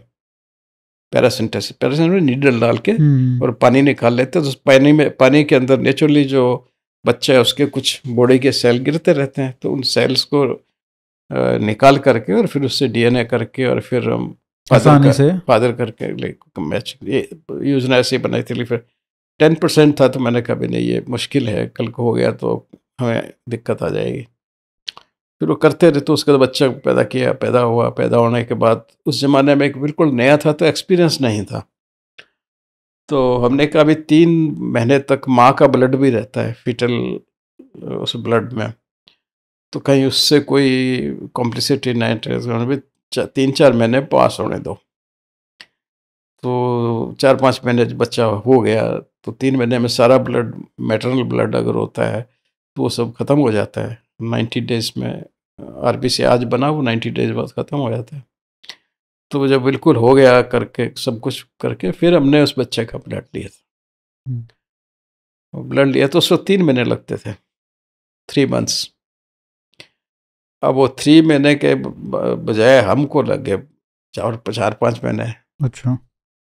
कुछ प्रॉब्लम्स बीच में आती रही, इंस्ट्रूमेंटेशन नहीं मिलता था, तो फिर करके खैर नहीं आओ। तो वो बेचारे डीसी बहुत वो भी परेशान थे, हम भी थे, लेकिन finally it came out to be कि उसका जो असली हस्बैंड जो जेल में है, अब वो मेल में थी, मेल वार्ड में थी, फीमेल में थी, बच्चा उसी का है। अच्छा। बाकी सब जो जेल वाले लोगों का लिया था वो सब एम्प्लॉयज का ब्लड लिया था, वो किसी का मैच भी नहीं किया। तो उसके वो तो हमने कहा भी बच्चा तो इसकी जो हस्बैंड है उसी का है। फिर इंक्वायरी शुरू हुई, तो फिर तो पुलिस वालों को लीड मिल जाती है, तो फिर तो पता कर ही लेते हैं। तो फिर उसने बताया कि वे ऐसे ऐसे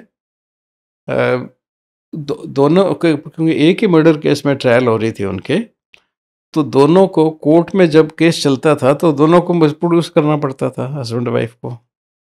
तो वहाँ पे उन्होंने कुछ ऐसा ब्राइब करके जो भी किया होगा, क्योंकि that was not my part of my story. तो वहाँ पे उन्होंने बाथरूम में दोनों ने कोहैबिटेशन कर लिया। कोर्ट में? कोर्ट के अंदर बाथरूम में। पटियाला उस कोर्ट में एग्जैक्टली ले गए थे उनको। तो वही प्रायोरिटीज। हाँ, अब तो आजकल वहाँ पे अब वो नहीं है, बाथरूम पहले हुआ करता था एक। तो उस बाथरूम में जाके उन्होंने कोहैबिटेशन कर लिया। तो बच्चा उसके हस्बैंड का निकला। फिर ये स्टोरी फिर बाद में उसने बताया ना कि सब ऐसे ऐसे हमने किया था। तो उससे सर ये उन्होंने सोच के ही किया था कि ऐसे करके लगाएंगे। तो उनको तो ये पता नहीं था डीएनए आ गया है, तब तक बहुत कम लोगों को पता था। तो वहां से अगर हम आज की बात करें तो कितना बड़ा फोरेंसिक डीएनए साइंस में चेंज आया है, मतलब दिन रात का चेंज हो गया वो मेथड। वो उससे तो कौन करेगा, मुझे नए मेथड का मेरे को ज्ञान भी नहीं। अच्छा। डीएनए सीक्वेंसर तक पता था मेरे को, है अब भी यूज करते हैं। तो वो तो बाद में पीएचडी स्टूडेंट्स वगैरह करते रहे तो ध्यान था, लेकिन बाकी टेक्निक का मेरे को पता ही नहीं। अब तो फटाक से उसी दिन रिजल्ट भी देते हैं। कहाँ 3 महीने लगाते थे हम लोग। और हमारा तो बड़ा लेबोरियस, बहुत लेबोरियस काम होता था। और तब तक सब जगह बहुत कम जगहों पे ही होता था, है ना। बिल्कुल। तो ऐसे करते रहे, फिर काफ़ी समय तक करते रहे। तो इवन वहाँ भी हमने टाइम काफ़ी लगाया था। तब तक पे ये आपका जो गोधरा का हुआ। एग्ज्यूम किए थे जो बॉडीज आपने? हाँ, जो एक्सह्यूम किए थे। पहले तो ढूंढा था आपने लोकेशन, क्योंकि उनको मार के गाड़ दिया था कहीं पे। ढूंढे थे तो उसका भी डीएनए है। फिर हमें क्या थे लगा वो? कि मुस्लिम थे जो जिनको मारा गया था? हाँ, मुस्लिम थे। कैसे मारा था इनको? एक्चुअली ऐसा है कि वो जैसे ही ट्रेन का हादसा हुआ ना, हम्म।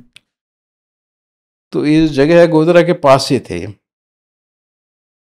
शायद उसका नाम पंचमहल था, यह मुझे याद आ रहा है। तो वहाँ पे हिंदू जो है पर वो प्रोवोक्ड हो गए। तो उन्होंने फिर जो वहाँ के लोकल जो मुस्लिम्स थे, उनको तो मुस्लिम्स भाग गए वहाँ से। और उसके पास ही एक जंगल है बहुत बड़ा, वो जिसमें से वो मैं कह रहा हूँ नदी निकलती है, उसी जंगल में से ही बरसाती नदी है। तो ये जंगल में भाग गए तो काफ़ी देर तक तो चलते रहे। फिर भूख प्यास लगती है, जंगल में खाना ना कुछ था नहीं। और फिर उन्होंने सोचा एक जगह बैठ के कि भाई अगर हम सारे एक साथ रहेंगे तो सब एक साथ मारे जाएंगे। तो हम 4 डिवीज़न बना लेते हैं अपने और चारों दिशाओं की तरफ ऐसे, जैसा उन्होंने बताया हमें, वो बता रहे हैं कि भाई ये किधर पूर्व चले जाओ, पश्चिम चलो, जैसे करके। तो और जंगल में मूव करते रहो ग्रुप में। तो वो एक करते रहे। तो उनमें से एक ग्रुप क्या है कि ये जो सड़क थी जहाँ पे, ये सड़क के पास यहाँ के, तो यहाँ पे प्यास लगी उसको, लड़की को बहुत ज़्यादा। तो वो इस सड़क के पास आगे, तो उस घर, सड़क के पार एक घर था, ट्राइबल कोई फैमिली थी, तो उसके घर में हैंडपम्प लगा हुआ था। तो ये लड़की भाग के आई और वहाँ पे उसने हैंडपम्प से पानी पिया और वापस अपने लोगों में चली गई। तो जब गई है तब किसी ने उसको देख लिया, सड़क पे कोई जा रहा होगा, वो जो ग्रुप ढूंढ रहा था इनको। तो उन्होंने फिर शोर शराब मचा, आगे तो वो लोग पकड़े गए, फिर मार मुर दिया उसमें उन्होंने। मार के फिर वो उन्होंने उसको वहाँ गाड़ दिया। तो गाड़ा वहाँ नहीं था जहाँ मारा। अच्छा। That a different place, that was bed of river. तो अब बेड क्या हुआ कि बरसाती रिवर है तो उसका चेंज हो जाता है हर टाइम। सो तब तक 1.5 साल गुजर चुका था और उसी बीच में वो अपने कहीं कहीं दूसरे रास्ते से चल रही थी। Now they were not remembering कहाँ क्या है, कहाँ पे लिया, ढूंढते रहे। इसलिए हमको टाइम लगता रहा वहाँ पे। तो काफ़ी जगह हम सस्पेक्ट जहाँ कर रहे थे, एविडेंसेस, बुलेट मिल जाए, कुछ चप्पल मिले, जूता मिले, कपड़ा मिले, कुछ सम एविडेंस तो वहाँ मिलनी चाहिए। उसमें फिर क्या हुआ, बड़ा एक इंटरेस्टिंग इंसिडेंट हुआ। मैं उसको पूरा नहीं बताऊंगा, या फर्स्ट टाइम बता रहा हूँ आपको। उसमें वहीं का एक लोकल आदमी, हिंदू था जो मुसलमान नहीं था, उसके पास फोटोग्राफ थे मारने के? मारने के बाद। एक्चुअली जहां मारा था, हाँ, उन्होंने वहां डिस्पोज ऑफ नहीं किया था। ठीक। वो दूसरे दिन जो है उन सब को दूसरी जगह पे ले गए, दूसरे साइट पे, और वहां खड्डा खोद के उनको सबको दफन किया था। ठीक है। उस वक्त क्या हुआ कि उन्होंने जहां रखे, जब तक खड्डा खोदेंगे तो बॉडीज तो बाहर रखनी पड़ेगी ना कहीं। हाँ हाँ। तो पहाड़ी सी थी, वहां रखे। तो उस लड़के ने सबके फोटो ले लिए। ओ। अब ये तो हमारे लिए बहुत बड़ी लीड थी। और वो आदमी आपको कैसे मिला, फोटो वाला? वो खुद ही दे गया। क्यों? उसकी अंतरात्मा कुछ कही होगी, आई डोंट नो। तो वो photo with boon for us, क्योंकि फोटो में क्या है कि हर फोटो में पेड़ और पत्थर से दिख रहे थे। तो पेड़ और पत्थर कहीं जाएगा नहीं। तो बड़ा आसान हो गया जगह को आइडेंटिफाई करना।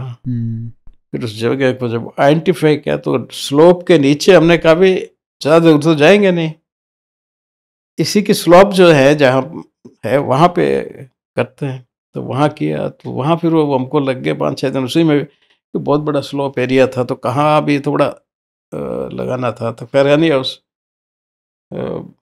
8वें दिन संडे को, सैटरडे के इवनिंग को आना था। तो बच्चों ने मना कर दिया। तो मैंने कहा नहीं यार, आज रात तक काम करेंगे जब तक तुम वो। तो करीब 5-6 बजे थोड़ा थोड़ा हल्का सा अंधेरा, तो एक बोन में मिल गई। तो वो वहीं से चिल्लाया लड़का, वो रुद्रा। तो मैंने कहा यार तुम लगे रहो है माइक। अच्छा। हाँ। तो मैंने रुद्रा का मैंने एक है तो बाकी सब यही है, मेरा प्रोग्राम कैंसिल जाने का, एंड विल वर्क। तो फ्लड लाइट्स वगैरह ले आए थे वो, उस दिन किया, फिर 3-4 दिन में हमने सारा कुछ इकट्ठा करके फिर ले। ये गुजरात में इतने सारे जो सो कॉल्ड फेक एनकाउंटर्स हुए थे, इशरत जहां का, तुलसी प्रजापति का, सोहराबुद्दीन का, इसको भी इन्वेस्टिगेट करने के लिए आपको बुलाया गया था। तो इनका सच क्या था, मतलब ये जेन्युइन थे? सारे एनकाउंटर जेन्युइन थे, एक एक को हमने रिकंस्ट्रक्ट करवाया, बहुत टाइम लगाया उसमें। तो सीन रिक्रिएट करवाना पड़ता था? सीन भी रिकंस्ट्रक्ट किया, बहुत कुछ किया। वो तो बड़ी फाइल और बड़ा, अब भी इतना बड़ा ढेर होगा उसमें। तो इसमें खास करके प्रॉब्लम ये थी, फर्स्ट टाइम मेरे अपने एक्सपीरियंस में, कि गवर्नमेंट ने एक आईपीएस ऑफिसर को टू हेल्प वो जो मरे थे उनकी तरफ से लगा रखा था, जो मैंने कभी देखा नहीं। मतलब जिनका एनकाउंटर हुआ था उनका? जैसे एक कमेटी बनी, 3 आईपीएस ऑफिसर उसके चीफ बनाए गए, ठीक है, इंक्वायरी कमेटी के। हाँ। तो उसमें 2 तो गवर्नमेंट के हैं, हाँ। एक है तो गवर्नमेंट का ही, but he is representing the people, deceased people. अच्छा, तो ये तो कहीं नहीं होता। वो तो इम्पार्शियल होना चाहिए ना? इम्पार्शियल नहीं थे वो, जब वो उनको रिप्रेजेंट कर रहे थे, इम्पार्शियल कैसे होगा? वो आपसे हर बात पे आर्गुमेंट करेगा, हर बात पे इतने लंबे लंबे चिट्ठियां लिख के देता था। अच्छा, that was the biggest problem, that's why it took such a long time. साल भर तो हमको लग गया, आते जाते ही रहते थे वहीं पे। तो because here there is a one person who is part of the committee constituted by the court, और उसमें एक नॉमिनी जो है वो उनके तरफ से है। क्योंकि उसका कारण ये था कि उस वक्त पटेल, अहमद पटेल वगैरह और में थे, तो गवर्नमेंट के कुछ भी करवा सकते थे। तो ये कहीं ना कहीं पॉलिटिकल एंगल था। पॉलिटिकल एंगल था। तो ये एक हमने में कभी इस चीज़ को नहीं कभी फेस किया था। जनरल इंक्वायरी में जो भी होते हैं इम्पार्शियल लोग होते हैं। ये नहीं हो सकता साहब ये मैं उनको रिप्रेजेंट कर रहा हूँ, ये यूज्ड टू से ओपनली कि मैं उनको रिप्रेजेंट कर रहा हूँ। अच्छा, हाँ। तो हर बात पे इशू करना, लिख लिख के इतने बड़े चिट्ठियां दे देना, that made our work little difficult and delayed. आपने पहली बार देश में 3D एनिमेशन का भी यूज किया था सीन रिक्रिएशन के लिए। आई थिंक फर्स्ट केस जो था वो हरेन पांड्या का था। हाँ, पहला मैंने हरेन पांड्या पे किया था। वो मतलब क्या उसमें जिस तरीके उसमें ऐसा हुआ कि मेरे को 2 साल के लिए पैरालिसिस हो गई थी दोनों लिम्स की। ओके। लोअर लिम्स की। तो मैं चल नहीं पाता था, बहुत पेन होता था, बहुत ज्यादा पेन, बैठ भी नहीं पाता था। तो उसी वक्त तो हिरन पांड्या का तो सीबीआई वाले आए, तो मैंने कहा भी, तो उन्होंने कहा भी कोर्ट का सम्मान लेके आए थे। कोर्ट ने कहा कि डॉक्टर को यहाँ बुलाओ और उनसे ओपिनियन लो। तो मैंने कहा यार मेरे तो तुम हालत देख लो, मैं चल भी जाऊंगा तो पेन मेरे को इतना रहता है कि मैं, वहीं पे अटैक हो गया तो वो टेंशन में होएगा ही। मैंने कहा तो मैं कोरिलेट कुछ कर नहीं पाऊंगा, this requires little peace of mind. तो फिर वो कहने लगे, तो मैंने कहा मैं एक ऑप्शन आपको देता हूँ कि मैं उसका एनिमेशन बना के भेज दूंगा। मैं समझ गया हूँ कि इसको, क्योंकि मैंने उनसे एक ही चीज़ मांगी कि जो पहला आदमी गया है गाड़ी के पास में, उसका स्टेटमेंट चाहिए मेरे को, और कुछ नहीं चाहिए। तो बोले हाँ वो तो उसकी तो एविडेंस हो गई है। तो मैंने कहा वो कोर्ट से ट्रस्टेड कॉपी निकलवा के मेरे को दे दो। तो वो ले आए थे। तो मैंने कहा मैं इसको कर दूंगा, लेकिन मैं चाह नहीं पाऊंगा। तो आपने उस पूरे केस को देखा, और उस टाइम पे, मतलब आज तो इस टाइप की चीज़ें होती हैं कि इसमें तो कहीं ना कहीं मोदी का हाथ था, तो क्या उस टाइम पे भी यही बातें चलती थी?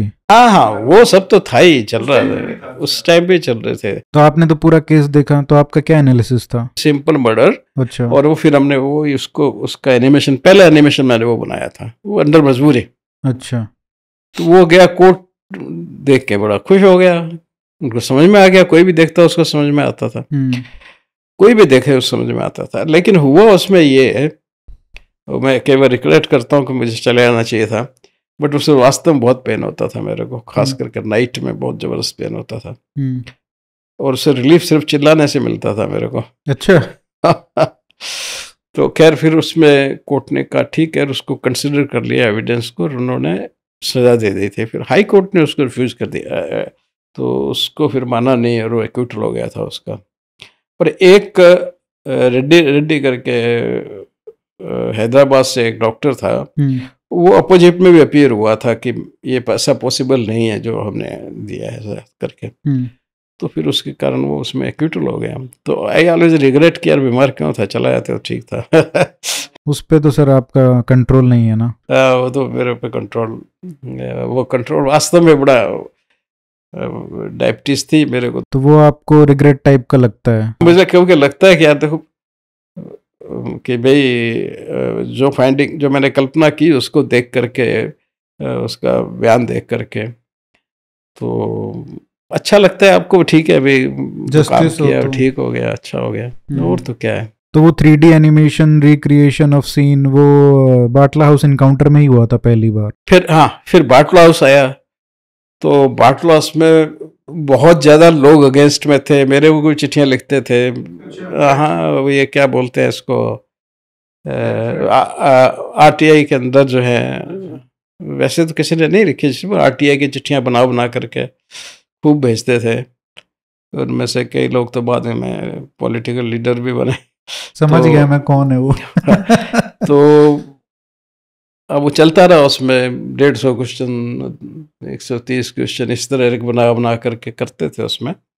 लेकिन उससे कोई हमारे हेल्थ में फर्क पड़ता था, हमने तो कह दिया भाई इट्स अंडर इन्वेस्टिगेशन, सो अभी हम ऑथराइज नहीं है इसका जवाब देने के लिए।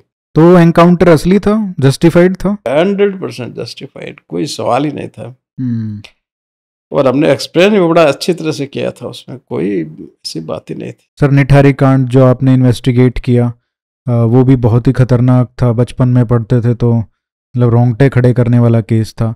और बहुत सारे ऐसे लोग होंगे जो बहुत ही यंग होंगे हमारी ऑडियंस में, तो उनका थोड़ा बताइए कि जो 2 लोग इन्वॉल्व थे उसमें, उनका क्या साइकोलॉजी था? पांडेर जो है वो तो सिंपली एबनॉर्मलिटी तो नहीं कहेंगे उसमें, उसको एक था कि भाई इतना ही था उसका रोल कि भाई ये यूज्ड टू कॉल गर्ल्स को बुलाता था, और after he used to take some liquor or something like that before that, और ये करके वो बस वो तो उसका एक नेगेटिव पॉइंट पर्सनालिटी का, बस उतना था, इतना ही था। नौकर उसका जो है वो सुरेंद्र कोहली जो है, he was a sick person। उसको नेक्रोफेजिया की बीमारी ही थी उसको। एक्चुअली क्या है कि ये जो पांडेर था ये उनको बुलाता था, तो जहाँ भी जो भी उसका सोर्स रहा हो वहाँ फ़ोन कर दे, जब भी आता था तो फ़ोन कर देता था कि मैं आ गया हूँ, शाम को 7 बजे या 6 बजे जब भी भेज दीजिएगा, तो आ गई। अब वो लेट हो गया, मान लो घंटा भर, आधा घंटा, तो घर में बैठेंगे, तो he used to friendly with them, चाय पानी पिलाई, ये किया वो किया, और फिर उनके फ़ोन नंबर पूछ लेता था, बोलता होगा उनको कि भाई जब साहब आएंगे तुरंत मैं बता दूंगा, ये है वो है। तो लाइक दैट सब लड़कियों के उसने वो फ़ोन नंबर अपने पास मेंटेन रखे हुए थे। और जब पांडे चला जाता था तब उनको अचानक एक दिन फ़ोन करता था और बुला करके, और जैसे ही वो आकर के सोफे पे बैठती थी, उसने एक फंदा बना रखा था, वो फंदा लेके गले में डाला, स्ट्रेंगल किया, and then he used to attempt, कभी कहीं पे करता था, कहीं पे हो सकता है नहीं किया हो, तो सेक्सुअल अटेम्प्ट करता था, और वो कहता था ज़्यादा कभी सक्सेसफुल होता था, कभी नहीं होता था। फिर बॉडी को लेकर के, वो सीढ़ियों के बीच में बाथरूम था, जैसे अपना भी सीढ़ियों में आए तो देखा ना, तो वैसे एक बाथरूम था, उसमें वहाँ बॉडी रख देता था। अच्छा। फिर रात को खाना वाना खा के आराम से उसको काटता रहता था। पॉलीथीन उसने बहुत सारा एक रखा हुआ था, बंडल ला करके, वही पांडेर कभी लाए थे, किसी बिजनेस के सिलसिले में लाते रहते हैं ऐसे, तो उसने एक पॉलीथीन निकाला और वही घर के आगे एक ड्रेन थी उसमें डाल देता था। कुछ उसने अपने पीछे फेंक दिए, जो एबंडन एरिया था वहाँ फेंक देता था।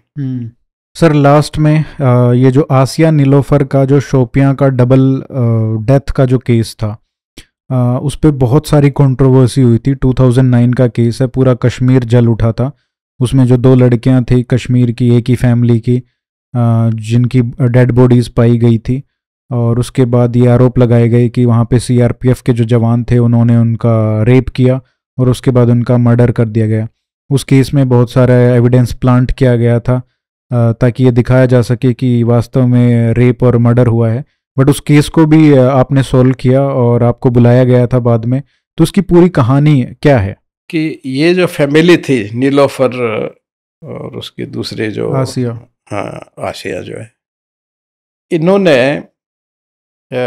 उन्हीं दिनों में एक नया एप्पल और कैट खरीदा था। तो इनक्विजिटिवनेस होती है नए गाँव में कि भाई अब नया खरीदा देख के आए। तो ये दोनों जो है ये थी, एक तो बहू थी और एक वो जो हस्बैंड की सिस्टर जो होती है, क्या बोलते हैं उसको, ननद जो है, ये भाभी ननद थी ये दोनों। तो ये दोनों देखने के लिए चली गई। तो वहाँ पे एक नाला है जिसको रामबियर नाला बोलते हैं। तो गांव रामबियर नाला के लेफ्ट में है और राइट साइड में इनके खेत थे। इस रामबियर नाला पे 2 पुल हैं, लेकिन जो शॉर्टकट गांव से आता है, ये दोनों पुल पे अगर क्रॉस करके जाए, पीछे एक लकड़ी का पुल है, आगे पक्का पुल है, तो कम से कम 45 मिनट लगते हैं। 45 मैंने जो चल के देखा वहाँ पे, चाहे इधर जाओ या उधर जाओ, लकड़ी के पुल पे जाओ या इस पे जाओ। तो अक्सर लोग वो 45 मिनट्स वेस्ट नहीं करना चाहते। तो वो रिवलेट के बीच में बड़े बड़े पत्थर पड़े रहते हैं, तो पत्थरों पे पैर रख के कूद के फांद के पार कर लेते हैं। तो इन्होंने भी वही जो जैसे रूटीन गांव में होता है, बचपन से ये करते आ रहे होंगे, तो वो नेचुरली उन्होंने किया, फांद के चले गए। जाके देखे तो अंधेरा हो रहा था, तो ज़्यादा रुके नहीं, खाली देखा दुखा उसका और वापस आ गए। तो वापस जब आए तो किनारे तक एक बंदा था, उसने देखा कि वो जा रही हैं। तो उसके बाद वो कहता है जी मुझे पता नहीं चला कहाँ गई। अब जब ये हुआ तो रात को सारे लोग जो है इकट्ठे हो गए, भाई वो गई थी और आई नहीं। सारा शोपियान इकट्ठा हो गया। तो शोपियान के लोग सारे जब वहाँ रात को 12 बजे तक सर्च करते रहे, पुलिस वाले भी आ गए। उनके पास सिर्फ टॉर्च थी, छोटी छोटी, वो जो सूरज की रोशनी से चार्ज होती हैं, दिख नहीं रहा था। तो सबने डिसाइड किया भाई सुबह 5 बजे उठ के फिर आएंगे एंड देन विल सर्च। सुबह 5 बजे सब आ गए, पुलिस भी आ गए, सब आ गए। देखा तो जो आगे वाला फ्रंट ब्रिज था, पक्का ब्रिज, उससे करीबन आगे 1 किलोमीटर के आसपास आगे किनारे पे दोनों की बॉडी पड़ी है।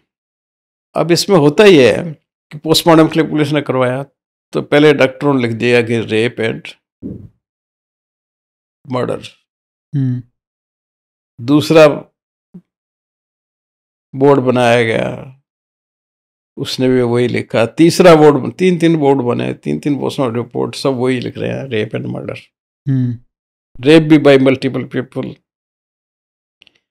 अब ये एक ऐसा चीज हो गया कि रेप बाय मल्टीपल पीपल, और वहां पे सिर्फ आर्मी और पुलिस, लोकल पुलिस भी, आर्मी भी और सीआरपीएफ, बहुत काफ़ी ज़्यादा बुरा। शोपियान को बहुत ही ज़्यादा सेंसिटिव एरिया था। उधर वैली बंद हो गई, आई थिंक 85 डेज या कुछ बंद रही थी। खूब नुकसान भी हुआ, पब्लिक ने बहुत कमोशन भी किया, सब कुछ चलता रहा। और फाइनली जो है हाई कोर्ट ने सुओ मोटो ये केस, एक कमीशन ऑफ इंक्वायरी भी बैठा, कई कुछ हुआ था वहाँ पे, उन्होंने सुओ मोटो इस केस अपने आप में लिया। खोश करके थे बंगाली बाबू, उन्होंने लिया और लेकर के सीधा उन्होंने सीबीआई को हाजिर किया अपने पास, लेटर हैंड ओवर करने के लिए कि ये आप इन्वेस्टिगेशन करो। तो सीबीआई के एडिशनल डायरेक्टर थे उस वक्त, वो वहाँ पहुँच गए, तो मेरे को जानते थे अच्छी तरह से। तो उन्होंने वहाँ से मेरे को फ़ोन किया, मैंने कहा मैं टिकट करवा ली है, मैं जा रहा हूँ, निकल रहा हूँ। फिर निकलेगा तो मैं 11:30 बजे वहाँ पहुँच गया। तो वहीं से उनके जीप खड़ी थी, वो वहाँ से निकल चुके थे। तो बाय द वे अनुपमा वहीं पे थी, वो श्रीनगर से ही है। तो मैंने उसको फ़ोन किया, मैंने कहा अनुपमा तुम आ जाओ। कौन है अनुपमा? अनुपमा मेरी साइंटिस्ट थी। अच्छा। जो डीएनए का एक्सपर्ट थी। ओके। तो मैंने कहा अनुपमा तुम आ जाओ, मैं यहाँ पे ही हूँ। बोले ऐसे कैसे? मैंने कहा वो बाद में बताऊँ। वो खैर आ गई। फिर हम लोग वहाँ सीन पे चले गए, करते रहे, देखा सब। एंड आई टोल्ड देम कि भाई आई विल, सारा जायजा लिया मैंने, कहाँ उनको दबाया है, कहाँ क्या किया है, सारी देखी तब तक रिपोर्ट्स वगैरह। तो मैंने कहा I will go for exhumation, it's only way. मेरा ओपिनियन चाहिए तो मुझे, मैं बॉडीज एक्सह्यूम करूँगा।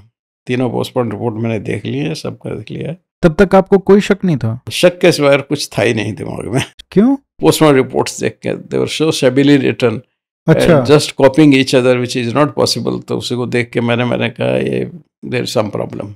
ओ, ठीक है ना, इसलिए मैंने कहा। और मुझे पक्का ये था कि भाई वेदर वगैरह का सेस लगा के कि बॉडी बिल्कुल ठीक मिलेंगी हमें। तो सीवी वेल कर ले साहब, तो कोर्ट से पूछना पड़ेगा हमको। मैंने कहा वो आप काम आपका है। तो कहने लगे शाम तक रुक जाओ फिर आप। आई हैड सम वर्क, मेरे कहा यार मैं जाता हूँ, मैं आ जाऊँगा वापस, कल वापस आ जाऊँगा, तो तब तक तुम ये ले लो। बोले नहीं रुक, मैं फाइनल रुक ही जाता हूँ। तो नेक्स्ट डे कोर्ट ने मना कर दिया। जब उन्होंने मना किया तो then I wrote a letter address to CBI कि व्हाई आई वांट एक्सह्यूमेशन। तो जस्टिफाई किया, तो कोर्ट में दिया उन्होंने। कोर्ट ने पढ़ा उसको, तो उन्होंने कहा कि अगर डॉक्टर डोगरा चाहते हैं तो वो एक्सह्यूमेशन कर सकते हैं, लेकिन after taking permission from the local jamaat है, कुछ नाम था उसका, जो अच्छा, ना वो जमात जो लीड कर रही थी वहां पे प्रोटेस्ट को।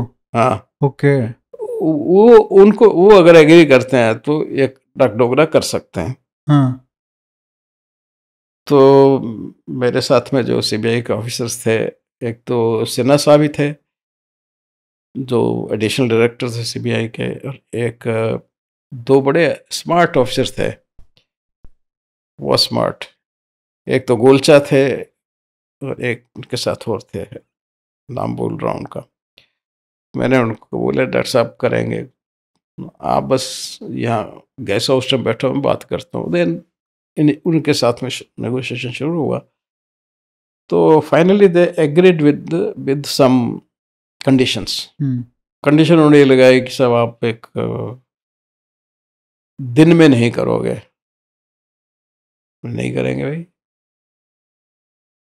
आप जो बॉडी को आप नहीं खोदेंगे, मैं नहीं खोदेंगे, तुम्हारे फायदे की बात है। हमारे लोग निकालेंगे, पब्लिकली नहीं होगा, मैंने शामियाने लगा देंगे, पोस्टमार्टम टेबल भी बना लेंगे लकड़ी के। ठीक है। और मैंने कहा आपके लोग डिस्ट्रक्शन तो नहीं कर सकते, डिस्ट्रक्शन वगैरह तो हम ही करेंगे और सब कुछ करेंगे। ये सब कुछ तय, ऐसे कंडीशन जो रखी थी उन्होंने मान लिए उनके। रात को 2 बजे पहुंच गए हम लोग, शामियाने हमने लगा करके और एग्जीबिशन वालों से करवा के बॉडी निकाल के सब। तो बाय द टाइम, यानी कि जब दिन हुआ तो we were free, we had completed our job. तो इस तरह से उसमें वो एक लेडी वर्जिन निकली, एक बच्चा हुआ था। तो अपने कहा तो वर्जिन है। कैसे पता करते हैं साइंटिफिकली? हाइमन इंटैक्ट था उसका। अच्छा, हाइमन होता है, एक मेम्ब्रेन होती है। हाँ, वो मेम्ब्रेन सिर्फ सेक्सुअल एक्ट के बाद फटती है, तो वो मेम्ब्रेन उसकी इंटैक्ट थी, हाइमन इंटैक्ट था। हाँ, और बिल्कुल टिपिकल इंटैक्ट, बड़ा स्ट्रांगली इंटैक्ट उसका। तो नहीं, तो पॉसिबल ही नहीं है, इम्पॉसिबल है। Even you can not insert a little finger, तो सेक्सुअल का तो सवाल नहीं है। तो ऐसे करके वो हम पे सब हो गया। अब क्या है कि उनका पहले उन्होंने करवाया था टेस्ट सीमन, तो उसमें सीमन पॉजिटिव आया था। बड़ी कंट्रोवर्सी हुई, सीमन कैसे पॉजिटिव आया। मैंने कहा that I don't know, but I am 100% sure it's there. तो मैंने कहा वो सेमिनल सैंपल तो होगा जो होगा। बोले हाँ बिल्कुल है। तो मैंने कहा लाओ दे दो हमें। उसको लाके हमने यहाँ टेस्ट किया। तो वो सीमन जो है, वो उन दोनों लड़कियों से, सीमन में 2 पार्ट होने चाहिए, एक मेल और एक फीमेल। मेल का भी निकल रहा है, फीमेल का भी निकल रहा है। अब फीमेल पार्ट तो उनसे मरने वाले से मिलना चाहिए, बिल्कुल, पर वो उनसे मेल नहीं खा रहा है। मतलब फीमेल सैंपल दोनों ही विक्टिम से मैच नहीं कर रहा था, प्लांटेड सैंपल। मेल सैंपल है तो मेल सैंपल है, वो किसका है, वो तो मेल को लाओ। हाँ। पर ये तो जो ये स्वाब इनका है ही नहीं। हाँ। अब ये हुआ और ये कोर्ट में गया, तो फिर बाकी हमने मरे कैसे, तो हमने, मैं पहले ही दिन गया था तो सोइल सैंपल ले आया था, मिट्टी ले आया था, नदी से भी मिट्टी ले आया था, ठीक है, पानी भी ले आया था, ये सब पहले फर्स्ट डे ले आया था मैं। अब क्वेश्चन ये है कि भाई मेल तो खा नहीं रहा, तो पानी वो ले आया था मैं वहाँ से, मिट्टी और वो सब टिश्यू हमने सब इकट्ठे किए हैं। फाइंडिंग अंदर देखिए टिपिकल ड्राउनिंग के हैं, मिट्टी नज़र आ रही है अंदर भी, वो मिट्टी भी इकट्ठी की है। अच्छा। पानी की जो एविडेंस थी वो सब भी पानी लिया, सब लिया, सारे ऑर्गन्स लिए, सारा कुछ टेस्ट किया। फिर इसको पर्सनली एक ही कहता है सब पर्सनली में डायटम करने के लिए, डायटम की फैसिलिटी उस वक्त सबसे बेस्ट थी हरियाणा में, वो करनाल के पास जो है। ओके। तो वहाँ हम गए, सैंपल लेके गए, वहाँ टेस्टिंग किया, डायटम निकले और बॉडी के डायटम के दोनों एकदम मैच हुए, यानी दे डाइड ऑफ ड्राउनिंग। बाकी फाइंडिंग्स भी ड्राउनिंग की थी, स्टमक में वाटर, सभी जो क्लासिकल फाइंडिंग्स होती हैं, पेटिकल हेमरेज और पेल्ट ऑफ हेमरेज और कई तरह की फाइंडिंग, सारी फाइंडिंग्स लंग्स में भी भर गया होगा पानी, सारी consistent with the drowning. Crazy sir. ठीक है, अब ये जब हो गया सब, डायटम्स भी मिल रहे, सब कुछ मिल गया, ठीक, तो हर जगह कोई ना कोई अंतरात्मा वाला निकल जाता है आदमी। तो एक वहां पत्रकार था, जैसे वो पत्रकार था बताया मैंने, तो वहां भी एक पत्रकार था, वो मेरे पास तो नहीं आया, वो आया हमारे जो आईपीएस थे, अच्छा, गोलछा साहब के पास, और उसने उसको एक वीडियो थमा दिया। वीडियो? अच्छा। बोला सर मैं वहीं था, पर थोड़ी देर बाद आया था मैं, जब बहुत आवाज हुई ये है, ये हुआ है। तो उसमें क्या हुआ है, फ्लैश फ्लड हुआ था। ओके। अच्छा, लकीली मैंने पहले दिन ही पहुंचने पर उनको कहा था कि इस जहां सोर्स है इस रिवुलेट का, उस सोर्स का टेम्परेचर और वहां बरसात हुई है कि नहीं हुई, इसके डाटा मुझे चाहिए। और नीचे जहां जिस भी मेन रिवर में जाकर ये मिलता है, वहां जरूर डिस्चार्ज कैलकुलेशन हो रहा हुआ है, उस दिन कितना डिस्चार्ज हुआ है पानी का, ये हमको बताना मेरे को चाहिए। तो तब तक उन्होंने ढूंढा नहीं था, तो वहाँ पे बरसात हुई थी, टेम्परेचर सबसे दिन में हाई था, इवनिंग को बरसात हुई शाम को, और जहाँ पे डिस्चार्ज होता था वहाँ आया कि उस दिन तो मैक्सिमम डिस्चार्ज है, यानी कि फ्लैश फ्लड की सारी एविडेंस हो गई, और वो फोटोग्राफ भी उसकी हो गई। यानी कि जैसे ही उन्होंने स्टेप किया, पानी शांत था, जैसे ही बीच में पहुंचे फ्लैश फ्लड आया, फ्लैश फ्लड में बह गई। और इसको इतना बड़ा कॉन्स्पिरेसी बना दिया। अब वो अखबारों में तो उल्टा आ रहा है सब, ये सब कोई कहानी न्यूज पर नहीं आती थी। तो कोर्ट ने कहा कि we don't trust you, doctor Dogra को बुलाओ और कोर्ट में प्रेजेंटेशन दो सबके सामने। तो चले गए हम, तो अपना लेकर के, मैं, अनुपमा, संजीव भी शायद साथ में था, तो लेके अपना तामझाम लेके पहुंच गया। हमें क्या, रोज क्लास लेते हैं कि यहाँ भी ले लेंगे। अब कोर्ट में समूह और अदर किसने मिसचीफ किया, 700-800 लोग घुस गए। अच्छा। तो अब वो जज साहब कहाँ से अरेंज करें, हम तो ले खड़े हैं।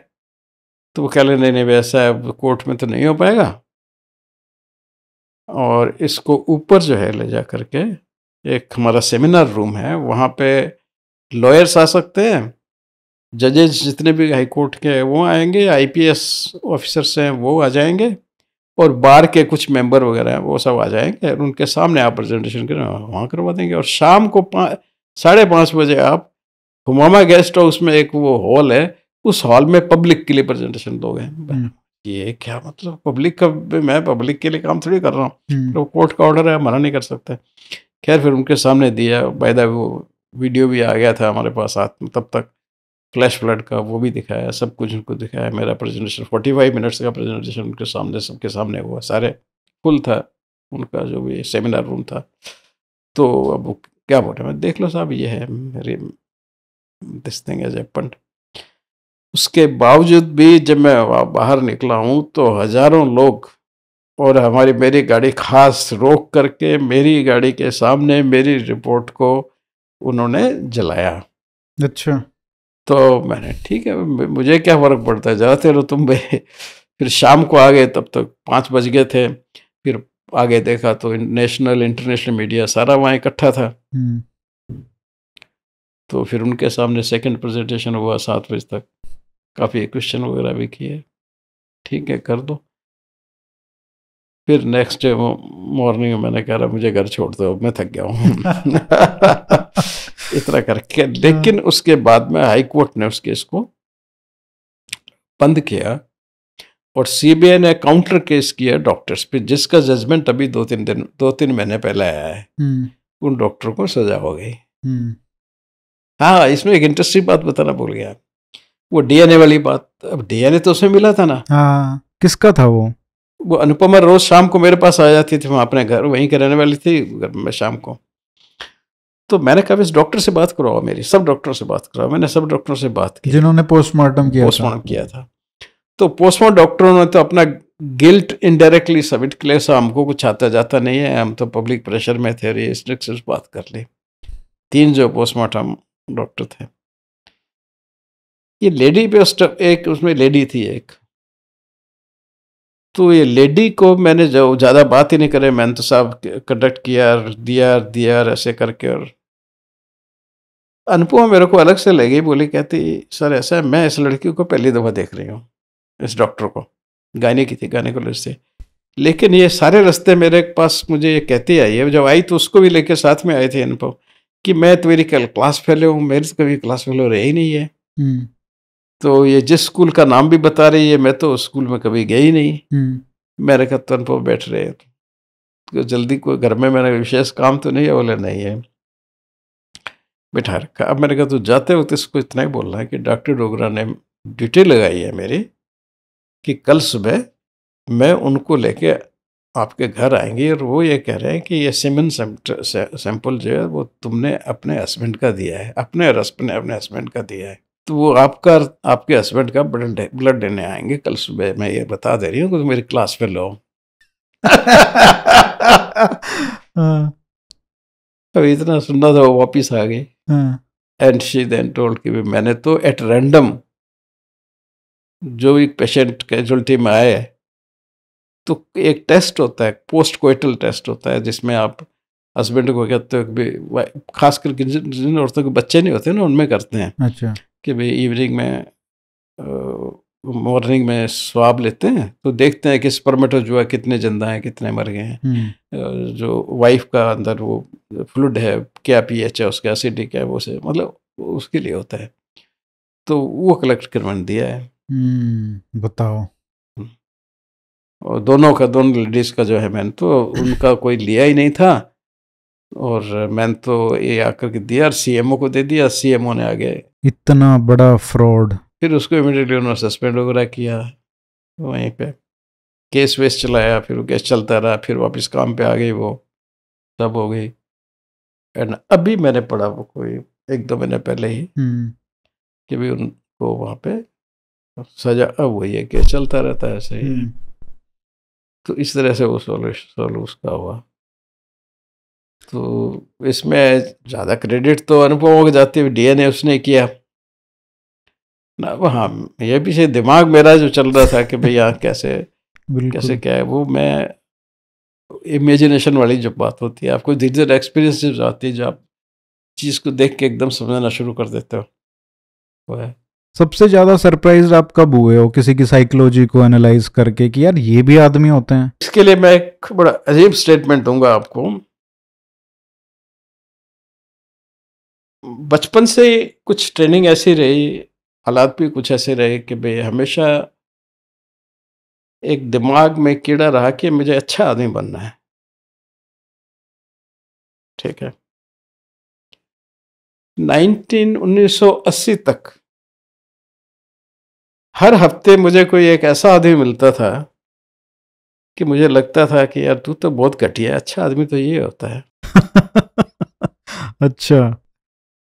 हर वीक भगवान रिलीजियसली भेजता था एक आदमी, जो मुझे लगता था कि यार तू तो बेवकूफ, तू तो कुछ भी अच्छा नहीं है, हाँ। अच्छा आदमी तो इसको कहते हैं। और 80 के बाद कुछ ऐसा हुआ उल्टा हो कि गया। हर रोज कोई घटिया आदमी मिलता है और हफ्ते में एक आदमी मिलता है कि यार घटिया वो कहते से घटिया तो ये होता है। गजब। आपकी लाइफ कितनी इंटरेस्टिंग रही है सर। और जैसे मैंने पहले भी कहा, I am truly honoured and privileged कि आपसे मिलने का और बात करने का मौका मिला। नहीं, I am privileged to talk to you. अरे सर, आई एम बहुत also equally impressed of you. You are a good person, very good person, पता चल जाता है, कनेक्ट होता है। So you are doing very good job thank you and sir. God bless you. खुश रहो। आपकी वाइफ को भी मेरा बहुत बहुत आशीर्वाद, बच्चे को भी बहुत बहुत आशीर्वाद। Thank you so much sir. और और आखिरी में मैं जो कहना चाहता था वो ये कि हमने बहुत सारी चीज़ें हैं जो डिस्कस नहीं की हैं। जैसे रिफॉर्म्स पे हमने बात नहीं की जो अभी होने चाहिए। तो हम फिर कभी करेंगे उस पर डिस्कस। जब भी एक आप कहोगे जी। मैं आ जाऊंगा, मुझे कोई दिक्कत नहीं है। बस यही, बस मुझे आने जाने की दिक्कत है। उसका थोड़ा देख लेंगे, नहीं तो उधर हाँ। कर लेंगे, आपके घर के हाँ, आसपास घर कोई पे स्टूडियो मिल जाए। घर पे आ जाओ, कोई बात नहीं। बिल्कुल। वहाँ पे घर पे, क्योंकि फिर चलने वलने में थोड़ा इशू हाँ होता मेरे है। बस यही इशू है कि गाड़ी मैंने बेच दी, अब गाड़ी रखी नहीं है तो मैं गाड़ी चलाता नहीं है। हम्म। और सोच रहा हूँ वैसे कुछ छोटी सी गाड़ी ले लूँ कि कभी कभी आसपास भी जाना होता है तो बहुत प्रॉब्लम होती हाँ, है। क्योंकि पब्लिक ट्रांसपोर्ट तो है नहीं, हाँ, वॉकिंग करनी पड़ती। वॉकिंग फिर उतना होता नहीं, तो रिस्ट्रिक्टेड हो गया मूवमेंट। तो बेटा आएगा मेरा, तो उससे डिसाइड करके कुछ ना कुछ मैं करूँगा। जी सर। बाकी बिल्कुल ठीक हो, बच्चे आएंगे तो तुमको बुलाएंगे हम, बिल्कुल सर। है ना। एक मीटिंग उनसे भी करवा दूंगा, अंकित से, अंकित से। जरूर सर। एंड बाकी बस यही है, बहुत अच्छा रहा तुम्हारे साथ, मज़ा रहा मज़ा आया sir, thank you so much. बातचीत करके।